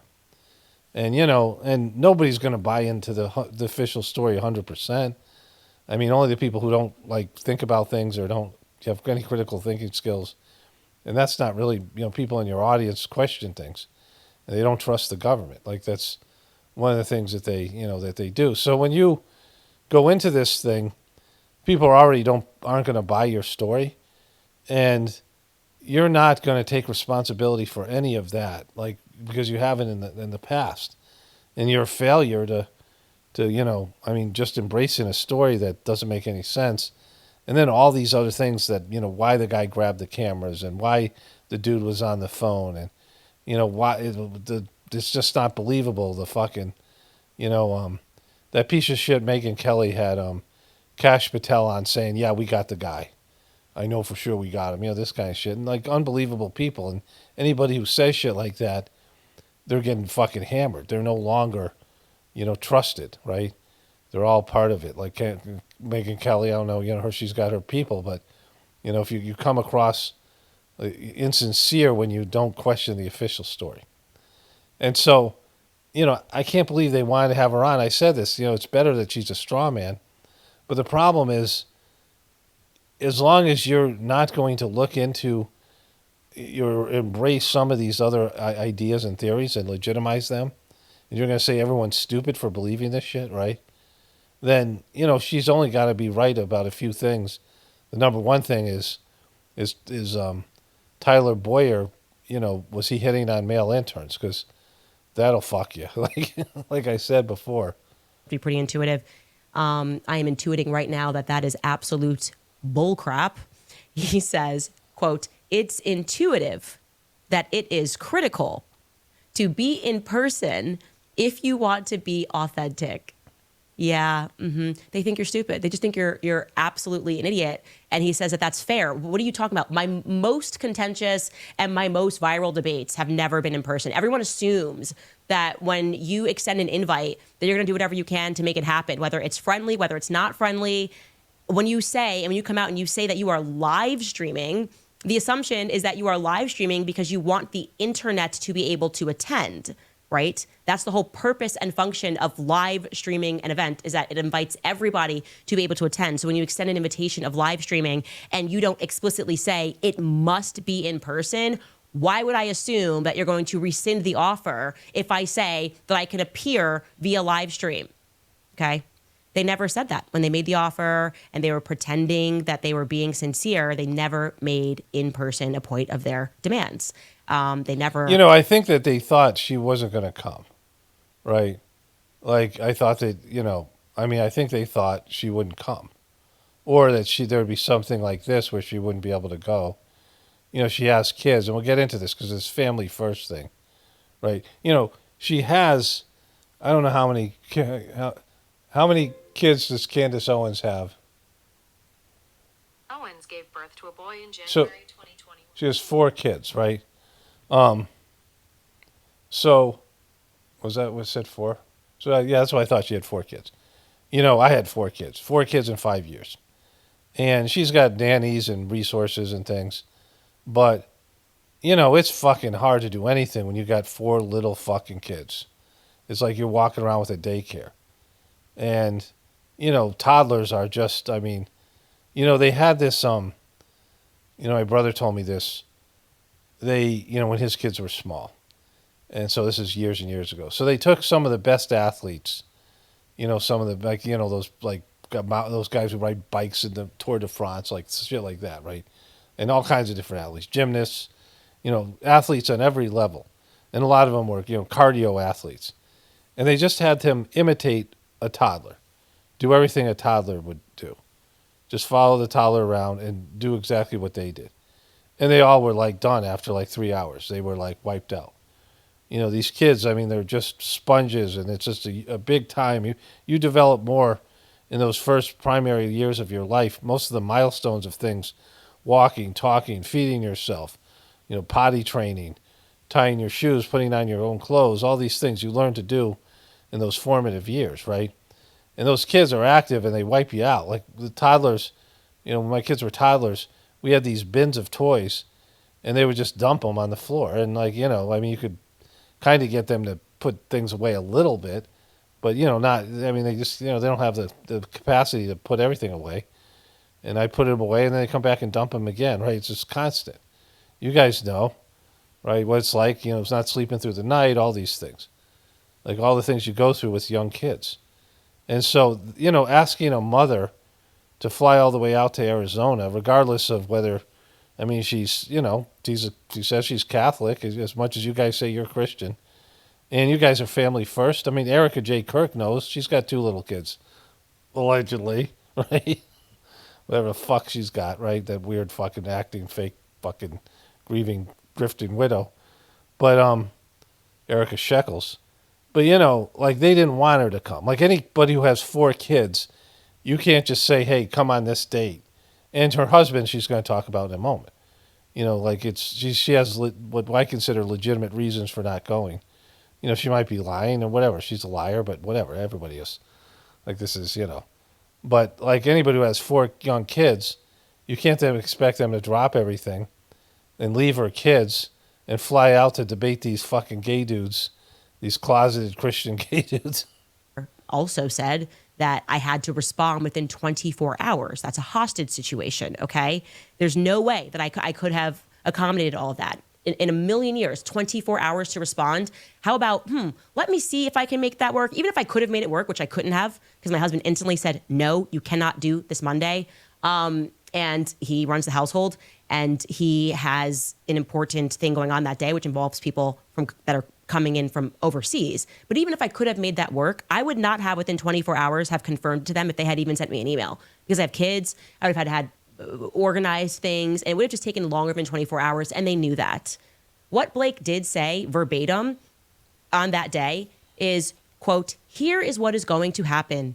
In the near future, there will be a live stream here in Phoenix. So we're assuming they're live streaming from Phoenix, where we address in a clear and comprehensive way the claims and the accusations, the false accusations that have been made against Charlie's family, friends, and the people here at Turning Point. We plan to walk through everything carefully and thoroughly. If Candace is available, we would sincerely welcome her participation in that live stream at our studio in Phoenix. Not a demand to be there in person, live streams happening at your studio. And you said that this was a sincere request, then you went about it in the opposite. You know, this is like looking for a no. I did sales for a while. I did different sales things, and there was this thing I did was a lobbying group for clean water. It was kind of it seemed like a good thing, but it wasn't, right? But I didn't feel comfortable asking people for a certain amount of money. Like I could ask for $5, and I got a shit ton of donations. Like the first time I got more donations than they've ever had, right? Because I was comfortable asking people for $5 for, whatever it was. I was into it, but then I wasn't into it. And then one of the persons said, it seems like you're going up to the door looking for a no. And I'm like, yeah, and I quit the job, right? Like sometimes you're just looking for a no. You're going to do something, but you're not really trying. You're not giving it your all, right? And there's no, you could tell by the way they've handled this, they didn't want Candace to be a part of it. And why would they? Like, they were going to get rolled. They're going to get rolled no matter what. Because the only thing that they could do is say, yeah, the official story is bullshit. That's all they could do to win their audience back. But now they'd be like, why didn't you say that in the beginning? Right? So, they fucked themselves. I mean, they're never going to be what they were. Like, they don't have the mojo. And, Trump's turned out to be a piece of shit. So, the success that they were feeling in turning the election for Trump and, getting these angry young men out there, in Israel, I mean, the tide to the attitude of people in the right has turned on Israel, and it's turning on Trump and the Epstein stuff and all the other bullshit, right? And so there's no feel-good moment here. There's no enthusiasm. And Erika Kirk's a fucking disaster. And these guys are totally unlikable. You couldn't have a worse hand, right? Like they've drawn the worst fucking, the worst cards you could draw, for what's happening here. Manner, which is why it makes it really interesting that he says in the beginning that was done at the request, at the direction, and with the approval of Erika. And that's interesting for a lot of reasons. I think a lot of us have been wondering, did she take on this role and she's actually executing? Or are we still going through a transition phase? Is she still learning the part? How involved is she on a day-to-day basis? Because some of these actions seem like fumbles, like absolute fumbles. And you're wondering, is Andrew Colvat running things? Is Tyler Boyer running things? Is this coming from Erika Kirk? Because I don't... It's only there's a question: is this being done intentionally, or do they just suck? And are they're just hamstrung? They just they're limited because they don't have any other choices, right? Because they don't have any other choices. They can't come out and embrace Charlie's moving away from Israel. So a lot of people were happy Charlie was moving away from Israel. I mean, you can see that, because they were moving away from Israel. Like they're the ones who were driving that. And then now they're pretending that didn't happen. TPUSK. So that's the first piece. They already tried to address it, and their answers were horrible. I'm like, oh my God, they just made it worse. It was better if you didn't know. If your answer is going to be something people don't want to hear, and are not going to agree with, you're better off keeping your answer a mystery, and just not addressing it, right? Just doing doublespeak and doing what politicians do and talk around the subject. But when you come out and you have to give your opinion on things, and you have to say these things, you have to address these, these accusations and these ideas that Candace, these other people are putting out, then you're fucked. I mean, they're so fucked, right? It's great watching how fucked they are. It's pretty much most of the people, Candace is annoying, and Erika Kirk is annoying, and all these other people are so unlikable. The only really great kind of feel good thing is how bad they're imploding, how fucking disastrous this. I mean, after getting $80 million of fucking martyr money, I mean, I'm having trouble, I guess, comprehending why she would green light something that the internet has now read as incredibly insincere. Of course it's insincere. You market yourself as somebody that is passionate about family, and we can't even get 24 hours to see if we can make things work and exchange things. That doesn't feel honest. That didn't come across as honest. And you're telling us, or we're assuming from that statement, that she approved the statement that went out referring to people as Antifa members, making us akin to a basket of deplorables because we don't accept the Fed slop. That got her approval to go out. This was read by Erika. That doesn't feel good, and the reality. So now it's coming out. This is her first time going in on Erika. She was watching Erika's speech saying how good a job she was doing, how moving it was. And I was like, fuck you, Candace, right? These Heathers, these girls, these brutal high school girls with their attitudes, and they give these backhanded compliments, and I mean, her and Erika have been. This is a battle between her and Erika. It's always been that way. Whatever's going on there, she doesn't have Erika's number. They weren't friends. They didn't talk, right? Erika came with the picture. Whatever happened, they were maybe cordial with each other. Maybe whatever went on there. Who knows? But they're not cool with each other, right? I mean, Erika hasn't even said her name. Didn't try to make her part of this. Didn't invite her to be a speaker. They were rolling out people that didn't even know Charlie Kirk, that barely knew him, to speak at his fucking memorial, that gaudy fucking memorial that Candace said she didn't want any part of, but they didn't ask her anyway. And so they didn't try to bring her in, they didn't try to say, all right, let's make sure we don't have this loose cannon, unless this is, scripted. Then they, she was already bummed, and that gave her free reign. You have to make people your friends, because it's harder to fucking, say shit about things when the people are being nice to you, right? It's for me, it's always a good idea to do something to push people away, just in case I have to fucking say some shit, So, but they didn't do any of those things. It just poorly strategized. I mean, she was obviously going to say shit because this is what she does for a living, and this was going to happen. Reality is if you deeply care about the legacy of Turning Point USA, as you all claim that you do, you claim that you're really just in this, Blake Neff and Andrew Kolvack, because we were his best friends and we love him, then how can you treat people who are genuinely people just like Gina, donors to Turning Point USA, people who got behind Turning Point USA, people who have photos of them going to Turning Point USA events, who probably have tickets to go to AmFest? How can you treat people with such contempt? How could you think they're dumb enough to believe that that was a sincere offer, that that's how it's supposed to work, if that's ever in the history ever of people setting up debates, that that's ever been how it's worked? that someone just arbitrarily picks a time and a place, and you admit you had no time and you did not have a date picked. So there's no reason you couldn't come to me and say, here's 2 dates that could work, and allowed me to do that. And by the way, I would still like for you guys to do that, okay? And one more thing that I want to put out there, because your 24-hour demand is ridiculous. It's silly. Okay, let's strip it. Let's not pretend that there's some buzzard that got hit. We can still make this work, and I would like to make this work, and I would. This is bad for them. Like this, there's a reason I'm playing this play, because we could just move on, but this is really bad. Because she's still saying she's open to working out and going there or doing it or doing whatever.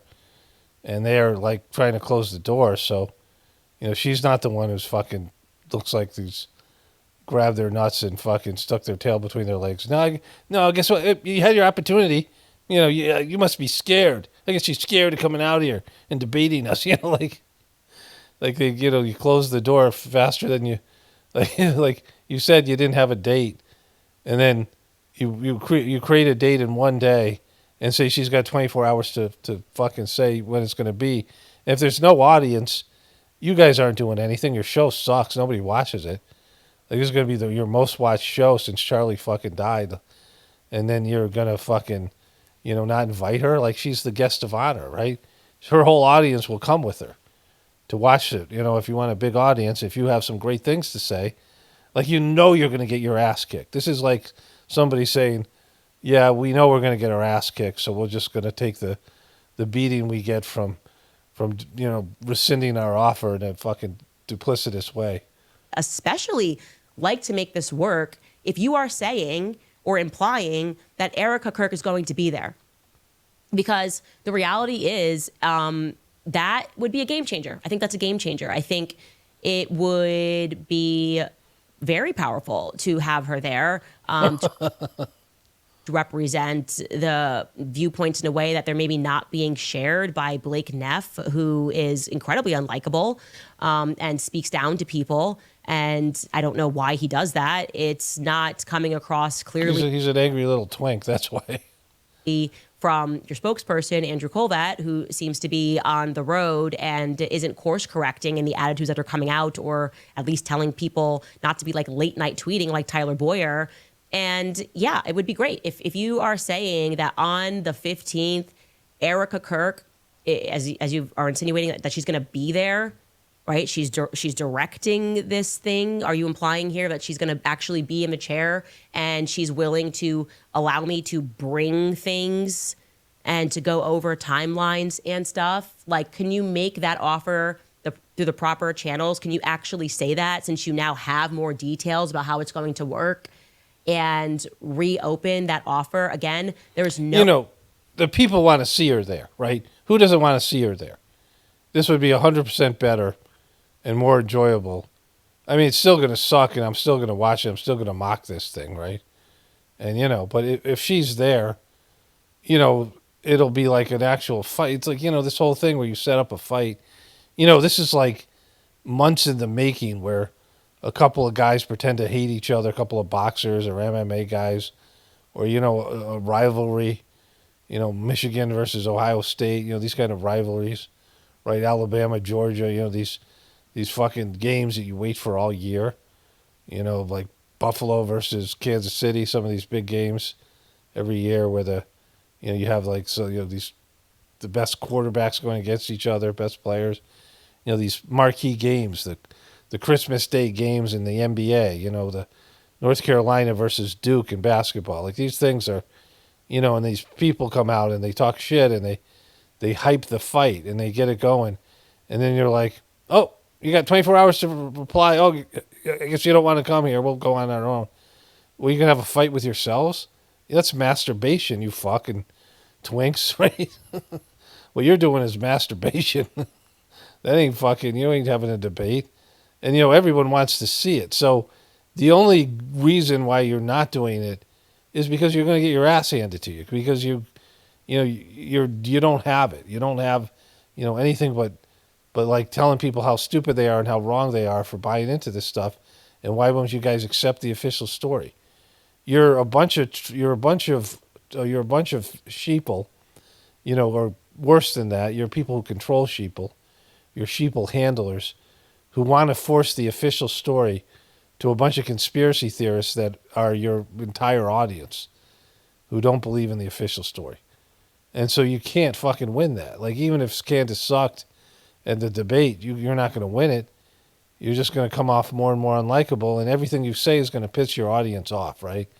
Whether Candace is there or not.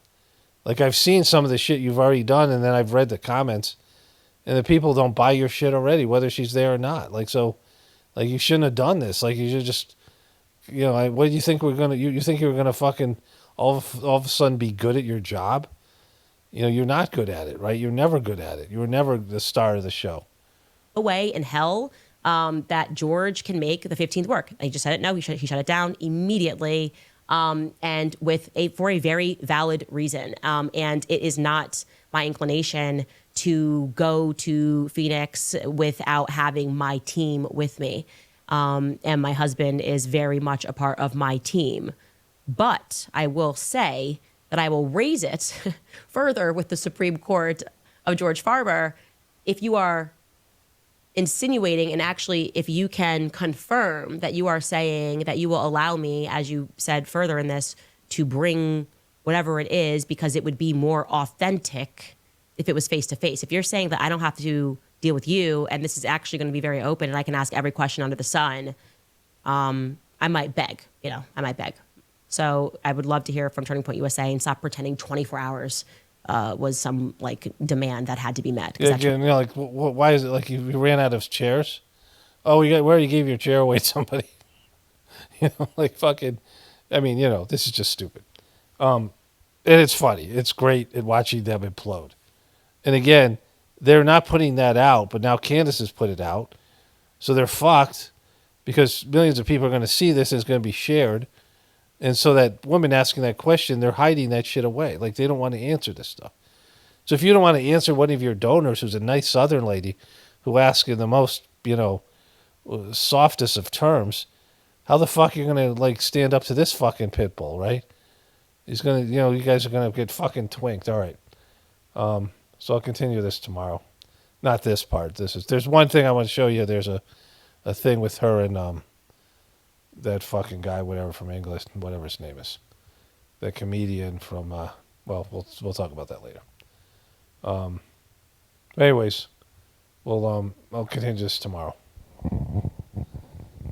Okay, it's Saturday, December 6th in the morning, early in the morning. It's almost 8 o'clock here.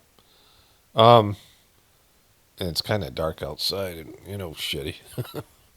So I wanted to clarify what I said yesterday about these, two things about what this guy Blake Neff said, that he couldn't believe that people would fall and believe what Candace Owens was saying, right? Her allegations against 2PUS gay. And so those of you listening to this in the Journey series, this is going to be a voiceover. This guy said, which he's repeated, and they all said this. I've heard them address this thing a number of times. And they keep on saying, we can't believe you guys believe in this. And it's, saying that the audience is dumb and it's condescending. And I said in the, I was making the video clip, that of course anybody can believe Christians will do bad shit. Like, it's almost like they're saying, look, we're good Christian people. We're right-wing people. We have morals, and we're working to be good people because of our religion, our faith in Jesus. This idea that you should give Christians the benefit of the doubt, right? The way they came out and said that when Charlie Kirk died, they didn't riot like the liberals did, right? This kind of thing, which, like they did in George Floyd. And so how much better they are as people, they show it every day. They don't engage in the negative behaviors of the liberals and the people who don't have God. But I was saying in the video clip, of course we would believe, because you believe you're sinners, right? Now, I wasn't saying that to demean Christians as a way to, I would rather have Christian neighbors than, well, I can't always say that, but, good Christian people who are working to be Christian, or any religion, people who are religious than not, right? I talk about how religion is, like a kindergarten. You have to graduate out of it like Jesus did and become a spiritual person. But, people who are actually working on being religious are usually better neighbors and people to deal with. But there is this problem with the Christian ideology, and that is that you believe that you are sinners. In the Sajmark system, in the ancient yogic teachings and these things, where there was the original discovery of a soul. And when there was a discovery of a soul, then the idea of ankar or ego, right? So this is where ego was also discovered, right? That there was something that you had created as a human being that gave you personal identity. And then there was your spiritual essence that manifested your existence, right? And various religions took the idea of the soul, but they didn't take everything else with it, right? They didn't take the idea of an ego. They didn't take any of these things. Future lives and past lives, reincarnation. These were the original discoveries that came with the discovery of the soul, right? So you have holes in these religions, and the Judeo-Christian Islamic religions have excluded this teaching by choice.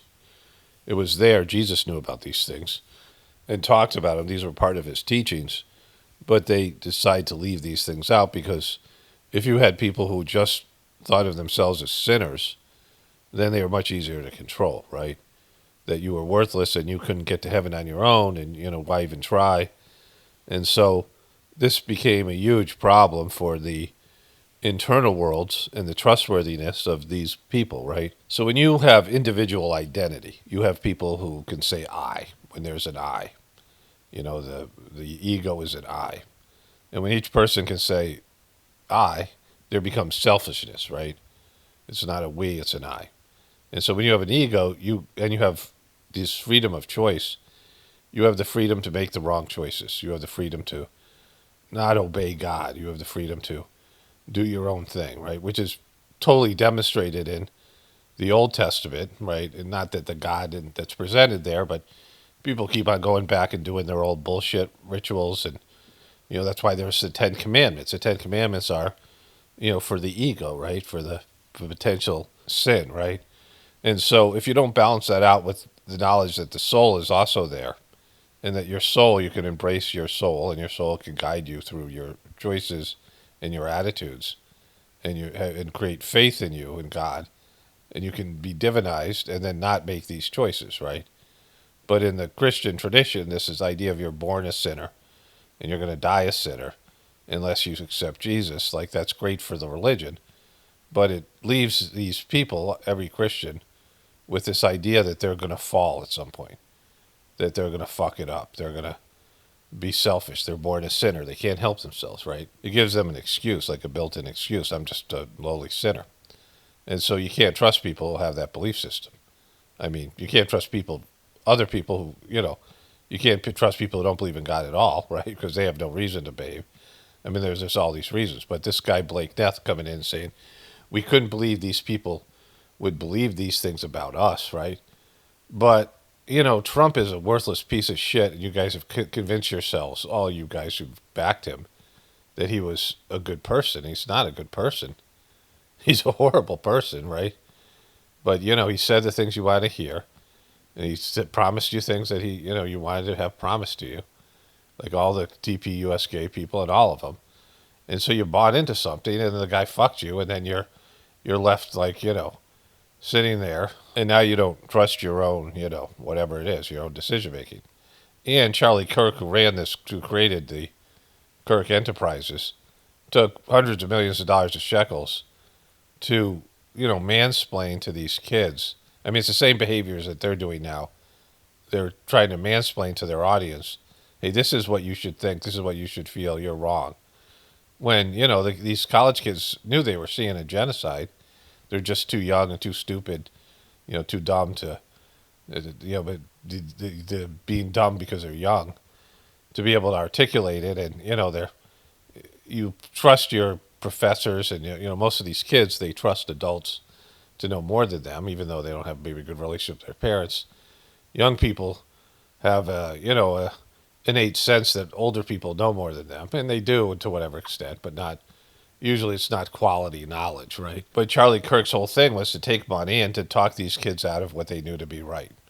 That was his whole thing on college campus. His role was to make these kids accept a genocide and this, this parasitic relationship with Israel.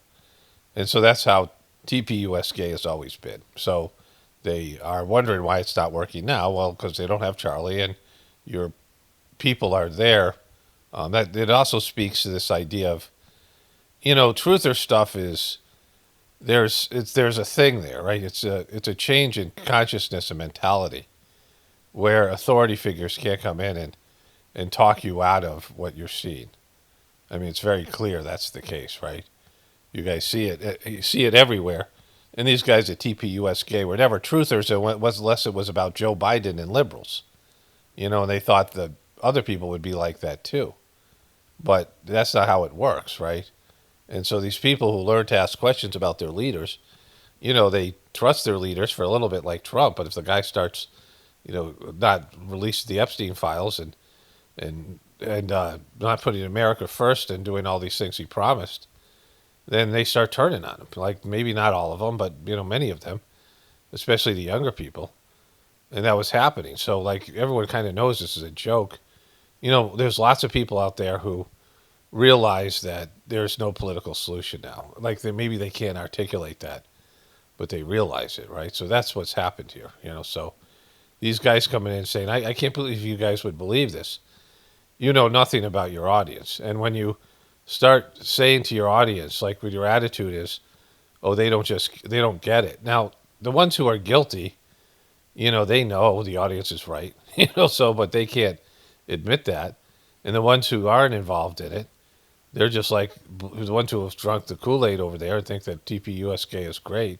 They're like, I can't believe these people are accusing of this stuff. We would never do this stuff, but you are, right? Like I talked about how my older brother was a serial cheater, and he was banging prostitutes in Vietnam, and he came back, he was doing that thrill seeker kind of stuff. I mean, degraded stuff, going to prostitutes is like a degraded act, especially when you're like a 20-year-old kid or whatever. It's like you've given up on, having a real relationship and love and freaking, I mean, once you've kind of got across the line to prostitutes and porn stars like Trump, like this no longer, you don't believe in like monogamy, and any kind of sacredness between you and your spouse or whatever, right? You've given up on, the dream, the romantic dream of, finding love in a marriage and this kind of thing. And so when my brother came back and he, had some sort of a sexual addiction, and he wrote a book where, like, this was true, on his birthday every year, he would work to get laid. Like, he was cheating on his wife. And, sometimes he had a girlfriend, like a side piece, but also he would go out and find some woman, like every, birthday. Like, he would go hunting for, a new woman every birthday because he was, he had this thing. He would give himself a gift. And, kind of fucked up. But he was writing a book about it. But before that happened, he was helping me. He had owned a landscaping business, and I was, I dropped out of my second term at college, and I got a little pickup truck. And I, with 3 on the tree, it was like an old Ford. It had 3 gears on the tree and a clutch. They call it 3 on a tree, where you would put it into these gears. Kind of cool old truck. And he was helping me, start this business. And there was a woman, I started cutting her lawn. She was about 10 years older than I was, and kind of slutty, like single woman living by herself, kind of dressed like, you could tell she was like, whatever she was. But she said, oh, do you know Peter Romano? And I go, yeah, it's my brother. And so I go to talk to my brother, and I'm like, do you know this woman? This woman knows you, my new customer. And she goes like, she knows you. And he's like, I don't know who that is. And he's like, gets all defensive in a weird way. I'm like 23, 22, 23. And my brother had said things and did things that I should have known. I mean, the evidence was there that he was cheating on his wife, but I just didn't believe he would do that. Right? My whatever Catholic upbringing. And plus he had 3 sons, and you're not only cheating on your wife, but you're cheating on your kids. I mean, he ended up leaving his wife for a much younger woman who on his middle son's birthday. which was, I mean, a fucking really bad choice. Like 5 years later. And when I realized, and he told me he had always had this thing with cheating. He told me about the book he was writing and all that shit that I just told you. And there's this woman he used to hang out with, a French woman, and I always thought it was weird they were hanging out together. Like he worked a variety of jobs to do with the Parks and Rec, and his wife would work the tennis courts. They had these clay tennis courts, and she would be in charge of that. And he'd be at the same park hanging out with this woman, and his wife knew about it, but it was, so I guessed, I mean, it seemed odd to me, but I didn't think too hard about it because I thought more of my brother. Like my brother was kind of like I don't want to say a hero to me, but he was an ex-Vietnam vet. And he had a lot of the things that I do here, he had his own AM radio show, and he was one of the early truthers, and he had interesting things to say, and the same way that I talk here, he would talk to me and these things, so he had some influence of what I do now, and some of his personality, some of his stuff that he did rubbed off on me, and I thought pretty highly of him, right? And so, and when he told me he cheated, that I was like, oh, what about that girl, right? That woman. And he goes, yeah, he was banging her, but he got really weird about it. And he got mad at me, like, why did you ask that question? Like, he got aggressive about it. And I was, I didn't say this to him, but I'm like, that's fucked up because, I was just, the only reason I brought it up is, like, he was saying I should have known better. I mean, he didn't say these words, but when he got mad at me, like, I was fucking up by, talking about some woman he was potentially banging, because I would never have dreamt that he would be cheating on his wife. It never crossed my mind. And that's because I had a higher opinion of him than he deserved, right? And and that was a good thing. Like, I thought better of him. I thought of him as a better person than he actually was. And for that, he was like mad at me, right? And people have their personal prejudice, and they give people the benefit of the doubt. And when you're innocent, like when you're younger and these things, and you trust organizations like TPUSK or whatever it is. But at some point, after you've seen enough, that they're all fucking scumbags. All these people with money and power, they're all manipulative, they all get compromised, and they all mistreat their audience. They lie to you. They lie to their audience. And TPUSK is clearly a part of that. And the people who are in it and believe it, like people like maybe this guy Blake Neff, who's not a part of the corruption, maybe he is, and they're self-righteous about it because they're ignoring the fact that this is a scumbag organization, right? And so it's important for people to kind of understand this and see this because, people are now more and more aware that the system can't be saved and politics is corrupt and, there's no solution there. And, so where do they go, right? And like I always say, it's divinity within you. Like, it's finding a way to ascend out of your religion, realizing that you've been compromised on every level, that you've been, exposed to indoctrination and lies by powerful organizations that don't have your best interest at heart and are taking you away from your real purpose, and you can reclaim that, right? That's why, the Gratefulness Meditation is available for free in any of my videos. It helps people connect with the divinity within them. All right, so let's go to Russell Brand here. Okay, so this piece of shit, who, he dabbles in being a truther. Why the fucking unbuttoned shirt? Are you like one of the members of the Rolling Stones? Are you Mick Jagger? Like, what's going on here, right? So he's been accused of rape or something, and this isn't helping your case there, bro. But this was recommended to me by Twitter. It's weird what they're recommending to me now. Are you not afraid in a earthly, motherly way for the potential consequences of what you're saying? Also, bloody hell, mate, are you not a bit worried that you might get murdered? Boom. Let's bring it. Who benefits from Charlie Kirk being killed? Who benefits? Like, as they say, cui bono? That's the question to always ask. Mm-hmm. That's what I said when this first happened, so I'm not sure, like parallel thinking or whatever it is. There's people who get this. And so that's why I'm showing you this, right? And what I wanted to hear, that's all I saw. I said, all right, I'm going to see what they say tomorrow and do this fresh. And I actually didn't understand how Israel benefits from Charlie Kirk being murdered. I certainly can't see yet how, like, sort of French special forces could, So can you explain that to me? Because I don't. Okay, so this is what I said day one, and the obvious person who benefited from it was Donald J. Trump, and the reason he benefited was they had just released the Epstein archives were just released, right? And whether this was all calculated, they released all the people who are in charge of Epstein's estate have, all this information. They just released all of it, including a birthday book where Trump wrote him this message where he signed his name in pubic hair. Like, that should be an impeachable offense, right? Like, if you write a letter to a pedophile and you draw a figure of a woman and write this weird poem, this very intimate poem where you're saying what he said and what you said. I mean, that poem is so fucking weird, right? And then the pubic hair. Well, let's find the thing here.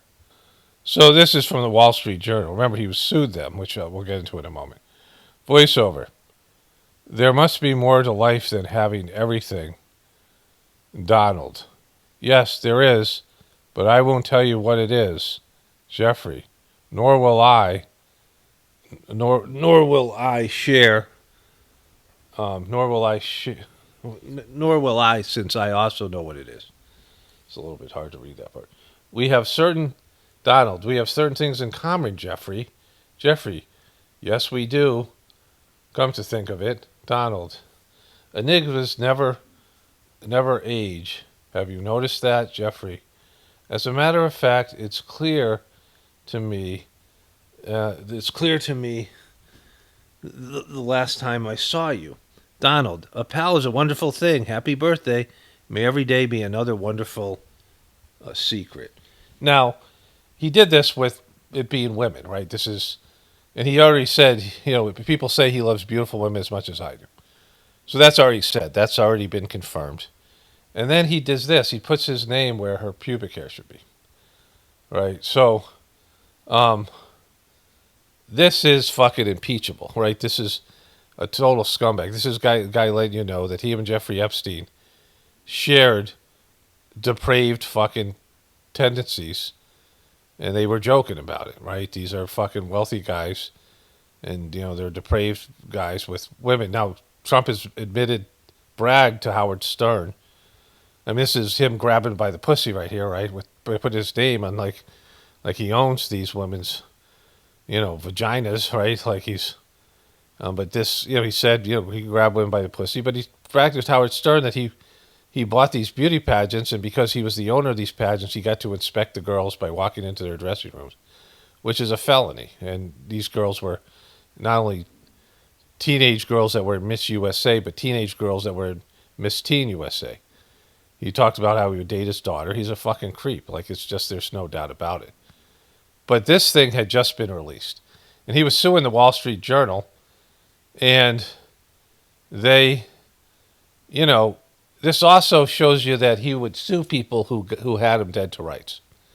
That he would take legal action even though he was guilty.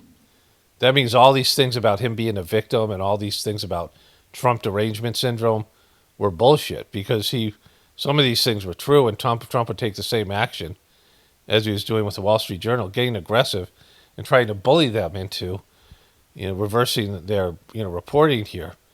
And when the Jeffrey Epstein estate released this and said this is part of a book that Ghislaine Maxwell, who lied about it, and then Trump gave her a cushy deal. This is Trump being completely busted, right?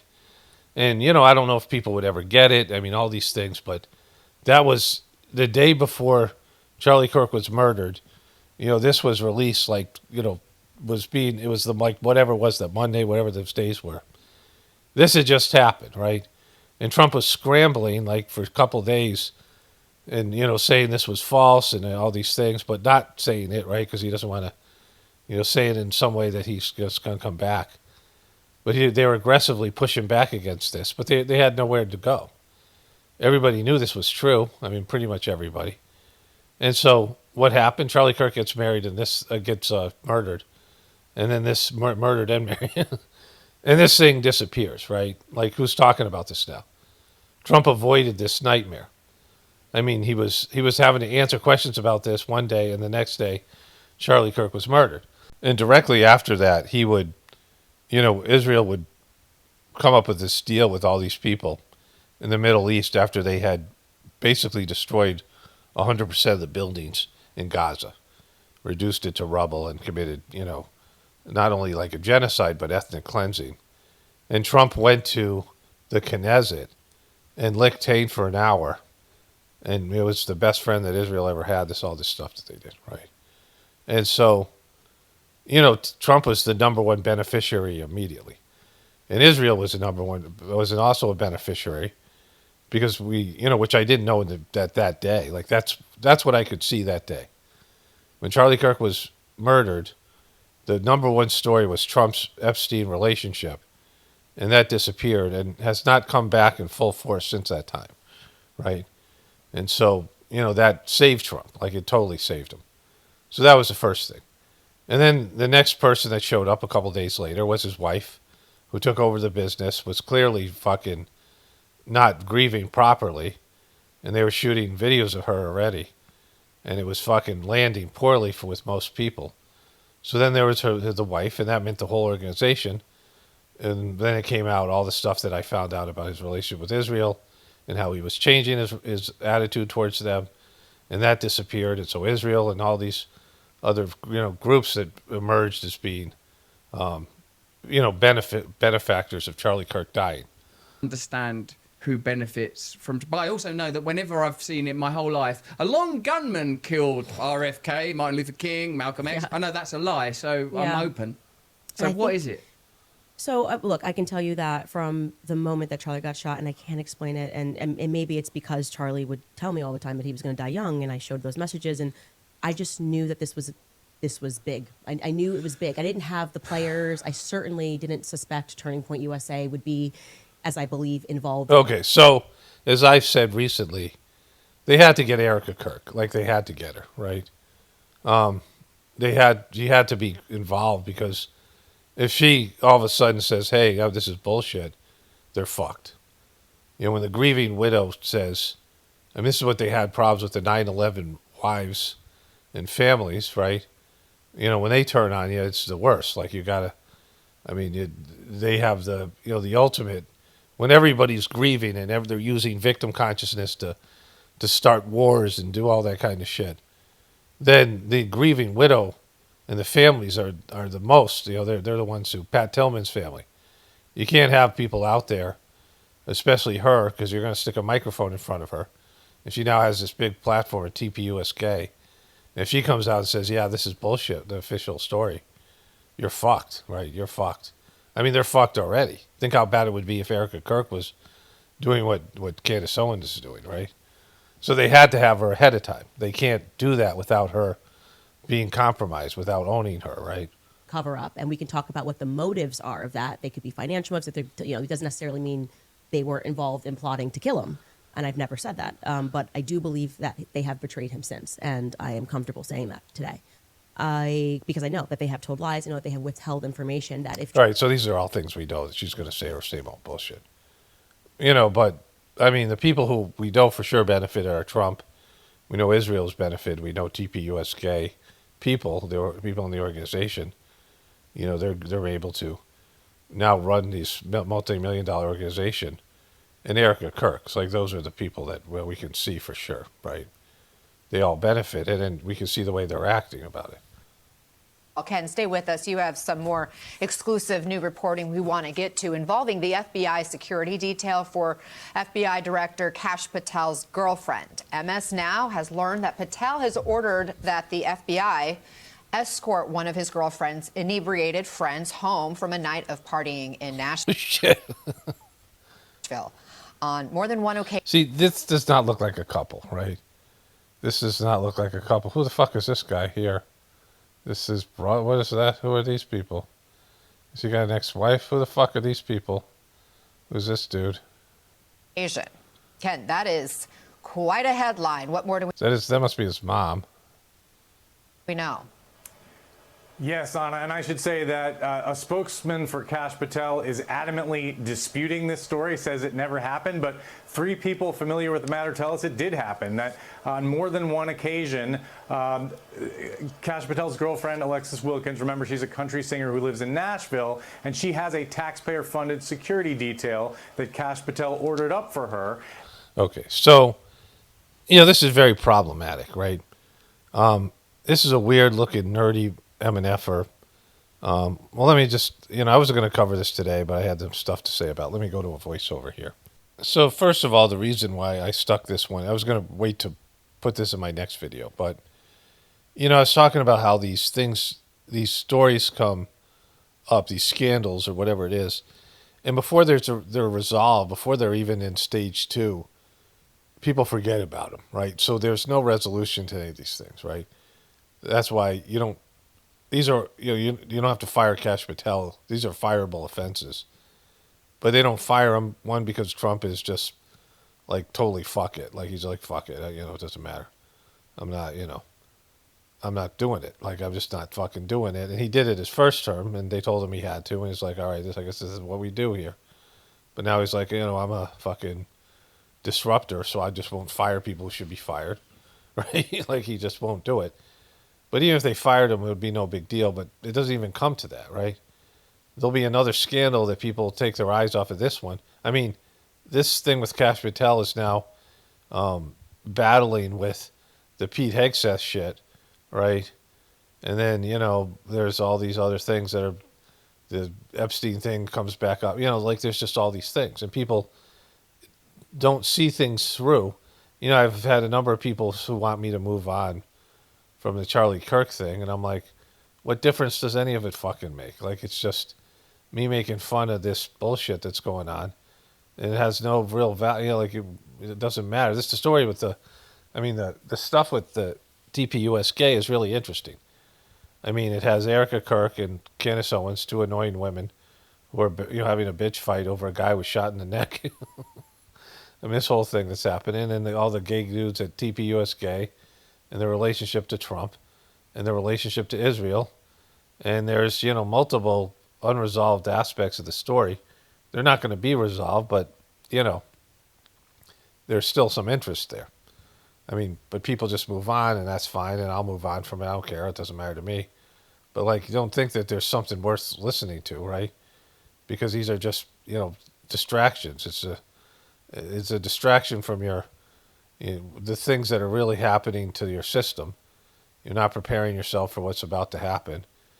And the biggest thing, finding a relationship with the divinity within you. So everything else is just, you wasted time and being distracted from, the pain that's about to be inflicted. So there's that part. Like I already covered that.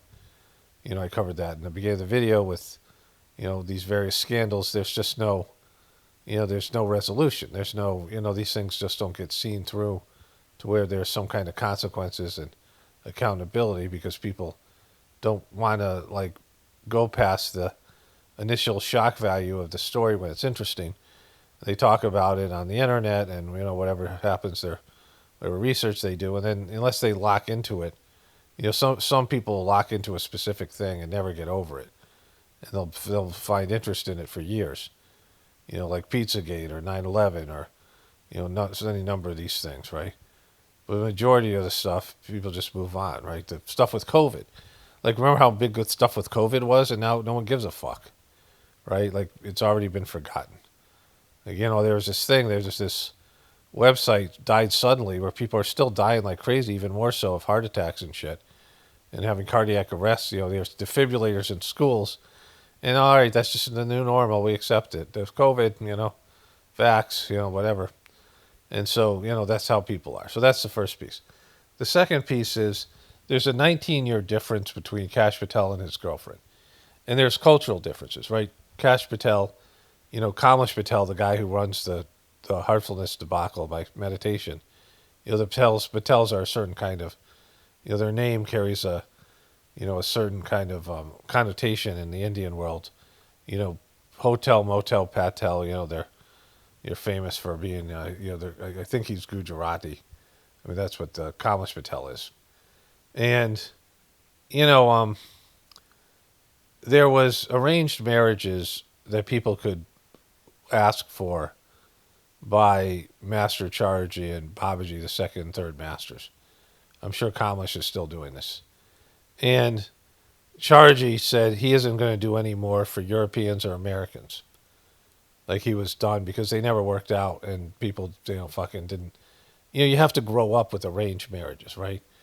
I was sitting at some of these gatherings and a young woman would say, can you help me find a husband? And Charji would go and point to a guy in the audience and goes, oh yeah, right there. This, some guy who's just randomly sitting there. And you have to have a lot of faith, to let somebody pick your spouse like that, right? And the Indians did it. And I talked to a number of them who had arranged marriages where Charji arranged marriages where these were different castes of people. They grew up, the Indian cultures are quite different and they're very prejudicial, not just the caste, but where you grow up in the what state you're in. You speak a completely different language, you have different customs. People see Indians as all the same, but they're very vastly different. And he would arrange these interstate, these different groups of people and paying no attention to caste and these other things. And these people would make it work. And I heard really funny stories from these people and, but they had faith in the system and they had faith in Charji. And, and Americans and Europeans just didn't have it. And there was no successful marriages. Like there may be one. This guy from Canada married a woman, an Indian woman, and they went to live in Singapore. And I think they had a good marriage. Like, I guess. I think it was an arranged marriage. This guy's kind of saintly guy, big guy from Canada. But every other marriage that was between like Indians and Americans, the cultures are so different. When you have marriages are tough enough, but when you have age differences and cultural differences, when you come from a different generation, it's almost impossible to make that work. I mean, you need either just a lot of two great people.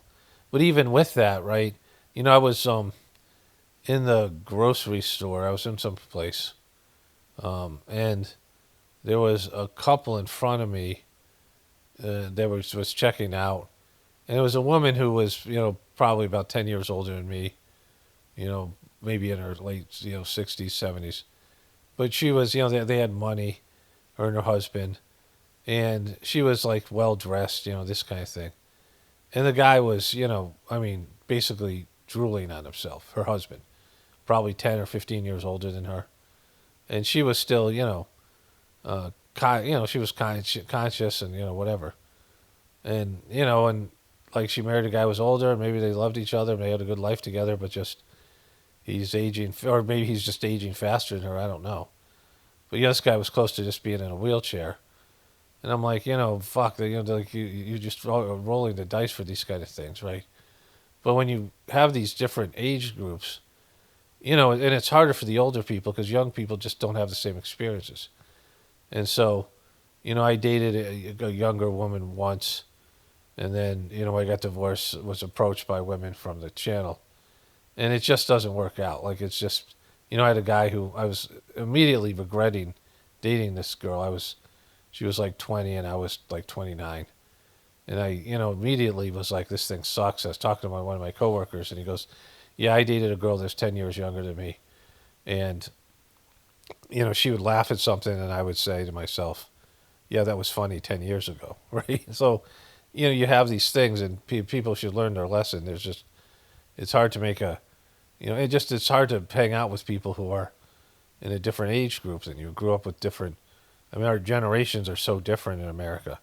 And so he's 20 years older than her, and there's the cultural things, and they just don't even look like a couple, right? And so, like, it's fucking weird. Like, it's just not a real thing. It's a, it's a bullshit thing, right? Like, the guy's fucking, he's dating this girl, and then he's inappropriately using resources to make it work. And, it's embarrassing. Like, and so... And like I said, like it's hard enough to be in relationships now. 50% of marriages end in divorce. that you don't need, like people who grow up in just different regions of the country. Like if you're dating somebody, you're from New York, and some woman's from, this woman's from, she was born and raised in Massachusetts, and then she went to Europe, England, and Switzerland, so she comes from money, and then eventually moved to Fayetteville, Arkansas, and then took up country music. But she's originally from Boston, so she's not even like a fucking real, Southern girl. And, seems like a possibly handle, whatever her thing is with him, right? And so it's a weird fucking relationship. And just, it looks weird. He's a weird looking fucking guy. And you should date somebody that isn't like you just because you're famous, right? Like somebody that you wouldn't be dating if you weren't famous. Like that's always a mistake. These guys and these nerdy guys that somehow become famous and really rich. And they date women that wouldn't if they weren't rich and famous, they wouldn't be together, right? You have to date people that have similar ideology and different, similar education levels and, intelligence levels and beliefs, and so, I mean, the thing's a mess. It's playing around right out in front of everybody, and no one's going to give a shit. Like this guy's an embarrassment, not just because of this dating relationship, but everything else he's done. And reversing himself on Epstein, the guy's an absolute fucking disaster. But, he was on Megyn Kelly, and she's talking to him like he's like a great guy, so, like, this is how they fucking do it. No one acknowledges the truth. This guy's a fucking train wreck, and they won't fucking get rid of him because he's not nearly as bad as Pete Hegseth, and neither one of them is nearly as bad as Trump, right? And so, this is where we're at in our society right now. Okay, went for a walk with my wife outside, freezing. It's just been, we were having cold weather for the next 10 days, and we've had it for the last 2 weeks or whatever. I mean, really cold winter shit, like just, dreary and whatever. But anyways, went for a walk. We were talking about this, and, it's been my long-standing joke about Hilaria Baldwin that she's from Boston, Spain. But this Kash Patel girlfriend, she's from, Boston, and then goes to Europe, like Hilaria Baldwin, and then she somehow becomes a country singer. They have all that shit in Boston, all that, Harvard and all that. Yale's in Connecticut, but there's that Yale-Harvard connection and so many insiders and all that shit, right? And so, all the old school stuff that's there in Boston. And now, she's dating the guy in charge of the FBI, who's 20 years older than she is. So there's that. Anyways, let me see if there's any comments worth pursuing here. Yeah, I definitely had one comment that I had from here. Let me find that one. Here it is. There's one singular comment here. Hi, Paul. Hi, Paul. Only Jesus will save the world. Jesus died for our sins. I think you are really close with your claim of only spiritually will save the world. However, your claim is false. Only Jesus can and will save the world. Okay, so that's stupid as fuck, and I'm going to tell you why. And any Christian who has any sense of logic, I mean, if you really believe in Jesus, and again, I don't not believe in Jesus. I don't say Jesus never existed. I don't say Jesus wasn't a spiritual person or saint. I'm saying that Jesus' true message was a spiritual one. He was a spiritual person with a spiritual message about connecting divinity within. The kingdom of heaven is within. It wasn't the most advanced message, but it was certainly a spiritual one. And it's hijacked, and they came up with a bunch of bullshit. But what this person said, only Jesus will save the world. Well, what about God? Jesus is just God's son. You don't think God could save the world? Only Jesus, right? Only Jesus can save the world. So that, and I think you misunderstand what saving the world means to me. Now, this isn't my quote. This comes from Babaji, the second master of the system. Only spirituality will save this world. And it's said in multiple places. And what it means is not save the world from destruction, because eventually the world will be destroyed. Eventually the universe will collapse on itself. But there'll be a time where the earth doesn't have human life or biological life. It'll have etheric life. Saving it from egoism and the demonic nature of this planet right now, right? Like there's no, you see these movies and TV shows with superheroes that save the world. How many times has the world been saved? And saved from destruction or saved from extinction level events. And that's not what it's being said here, because those things are going to actually happen. The earth is going to take a fucking beating, and humanity's going to take a beating. But it's to get out of this egoism, right? This in religion and Christianity is a big part of it, because they're preventing you from connecting to the divinity within you. So spirituality, saving the world is really it's not about saving the world.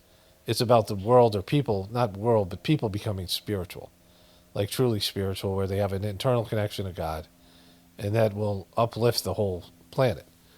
We'll be making the planet a better place instead of making it a worse place. Right now, we're turning this thing into a cesspit. We've gone south, and we are degrading the world. We are a parasite on the world. We're a cancer on the planet. I mean, literally a cancer, right? So saving the world would be changing that, like changing humans from a cancer to something great. And there's nothing in Christianity about changing humans. In fact, you're told you're a sinner, right? You're a piece of shit sinner. Like that's said. That's what the Bible says, and you can't do anything, and you just have to rely on Jesus. That ain't gonna, the humans are a problem. People have to change, and not some afterlife bullshit heaven promise. Even if that was true, that's not going to save the world. The only thing to save the world is if people stop fucking destroying it, right? We have a people problem. We don't have an ant problem. We don't have a fucking hyena problem. We don't have a cobra problem, right? We don't even have a cockroach problem. We have a human problem.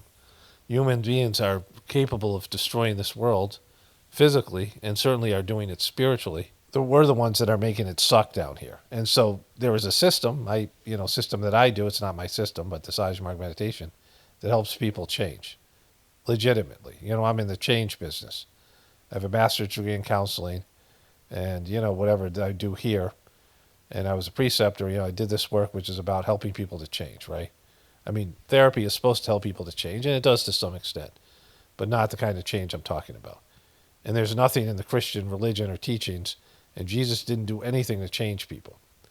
Like, he tried to inspire people, but they fucked him. Like, they turned on him, the disciples, which was mostly their fault, mostly people's fault.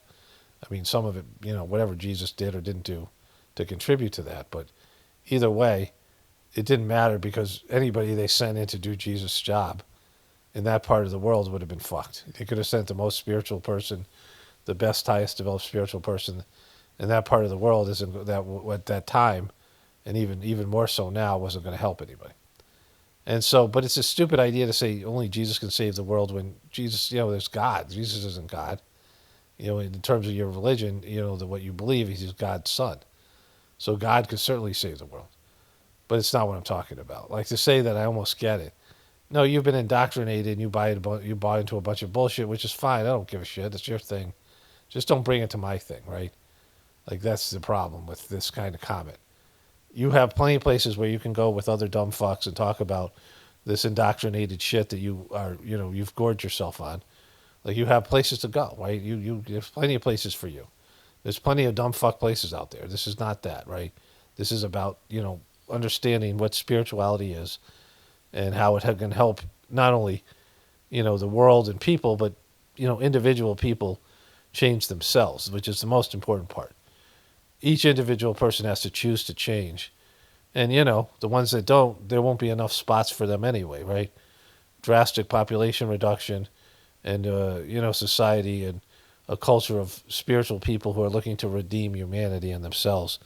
And that's the only thing that could reverse what's happening now. And the arrogance about this thing, like, you don't think I'd get this? Let me read this comment again. Hi, Paul. Only Jesus can save the world. Jesus died for our sins. Yeah, I know your fucking belief. I know what you believe. I know I'm saying that I don't agree with it. You can say I'm wrong and you're right. That's fine. But I know I'm right and you're wrong. Like, I know that you're coming from an inferior, less evolved position. Just because you're coming from a religion where, you're not doing what Jesus did. I did what Jesus did, which is I was born into a religion. I was born a Catholic, and I became a spiritual person. I embraced a spiritual path, right? I embarked on a spiritual path, right? So there's a difference between being in a religion and being on a spiritual path where I work to connect to the divinity within me. Like, am I the best at it? No. Am I, fucking, I mean, there's the part about it. Like, there's two different things here, right? One where God is external to you and you don't have a relationship with God, and one where you have an internal relationship with God. And the people in religion who have an internal relationship with God, they start to be able to see the cracks in the religion and the teachings, and they transcend their religion like Jesus did. And if you were a good Christian, you would do that. You would do what Jesus did. You would find the divinity within you, and you would transcend your religion and evolve to something else. If you can't do that, fine, great. Keep on doing the stuff you're doing, but don't bring it here. Jesus died for our sins, and I think you're really close with your claim of only spirituality will save the world. However, your claim is false. Only Jesus will save the world. Yeah, like you're in dumb fuck land. Like you're in kindergarten, and I'm in first grade. Like fucking, and I might be a fucking troublemaker in first grade, but I'm in trouble. I'm learning to read and write, and you're still fucking taking nap time, right? So go back to sleep, pumpkin. Okay, so then there's this one person writes, Paul, you are a blessing in my life, and I'm grateful for your work. With that said, so that other part is, this first part's just kind of bullshit, right? With that said, anyone calling the shooting fake and asking why all these big names are not discussing information that would reveal Charlie wasn't actually shot and why they are doing so is not a real truther. IMO. Please shift to covering this aspect. That is where the real story is, Saya. So the person just said I wasn't a real truther after saying I'm a blessing in their life. The issue here is, and I was going to respond to this either way. I mean, the way I want to respond, it has nothing to do with saying that shit about me. If you are really listening to me here, if you would gather something from me in terms of the truther stuff, not just the divinity stuff, is that you don't know shit. Like, you don't know what's happened here. There's so many layers of lies and deception, and you don't need to know. And when people announce like they do know, like we all have our thing, right? But like I'm not 100% sure about any of these types of things because, like I said, it's layers of lies. And so I don't know if Charlie was actually shot. I don't even know if Charlie actually existed, although that makes, very little sense because he's at college campuses. So, but we don't know if his real name was Charlie Kirk, if he was an operative trained from a very young age. He grew up to be this, and so is Erika Kirk, and they're two CIA operatives, and we don't know if he was actually killed or not because, that's all possibility. It's more likely that he was killed because people have this idea that they don't kill these people, they just reassign them. But they're just a loose end. They don't have problems killing people. They don't have problems killing their assets, right? And so we don't know if any of those things are legitimate. Like, I don't, like any of this stuff, there is deception. Well, you can all say that. Like, they are trying to deceive us. They are deceiving us. They are lying to us. Not just the people. But the whole structure of society and human life is about lying. People who, that are people that you trust in your life, they lie to you even though they don't know they're lying all the time. Like, people are always lying to you. In a sense that they believe something that's false and then they are promoting that information, right? Like all these people that come up and say that the Bible is the word of God and the only way to get to heaven is through Jesus. That's a lie, and those people believe it. They've been believing, and they think it's a good person, it's to be a good person to believe it, right? But they're lying to you. They're lying to themselves. And so, like, when people say that they know shit, I'm like, you don't know shit. Like, yeah, like you might favor that it isn't a real shooting, and you might have saw some videos that made sense, but you can make as many videos you can make videos about every possible way of describing the Charlie Kirk thing or the Trump thing, and they all would make sense, right? Everyone was believing it was thermite in the big event in 2001, and I debunk that because thermite isn't used in that kind of circumstance. It's not used in controlled demolition unless it's just the steel frame. Let's say they start building a building and they just have the steel frame up. Well, they might take the frame down with thermite, or they can use what they usually use as explosives They have specific explosive. But when it's in a building, and it's encompassed in, the girders are encompassed in concrete, the whole thing is, they have to, the beams aren't just visible, and there's a whole building there. They use controlled demolition stuff. They use certain they use explosives. And so, that's how it works. And people got pissed at me when I said, it's more than likely an atomic bomb. Do I know it's an atomic bomb? No, but that's what I believe, right? Based in all the available options. And do I care? No, I don't care. But when people are all upset and they think they know and they come in and they're like saying that shit, right? The thing with Trump, it was an obvious fake thing. And the reason it's an obvious fake thing, if Biden had done it, all those people who believed in it would call bullshit on all the things that I call bullshit on. It's only because of their belief in Trump, right? But whatever the different layers of it and the different aspects of it, it's all that kind of thing. So, but anyways, fuck you for implying that I'm a blessing in your life and that you're grateful for my work, and then saying I'm not a real truther. Like, I don't give a shit because the word truther doesn't mean anything to me. But it's just, don't bother with the first thing if you're going to say the second thing, right? It's manipulative. Okay, so that looks like all the comments. If there are some more, I think I've gone through all of them. I'll just post them on the next video or the following one. It doesn't matter. But as far as this one goes, only spirituality will save this world. Its power battle definitely important for the apocalypse. In the ascension, everyone have a blessed day and be grateful.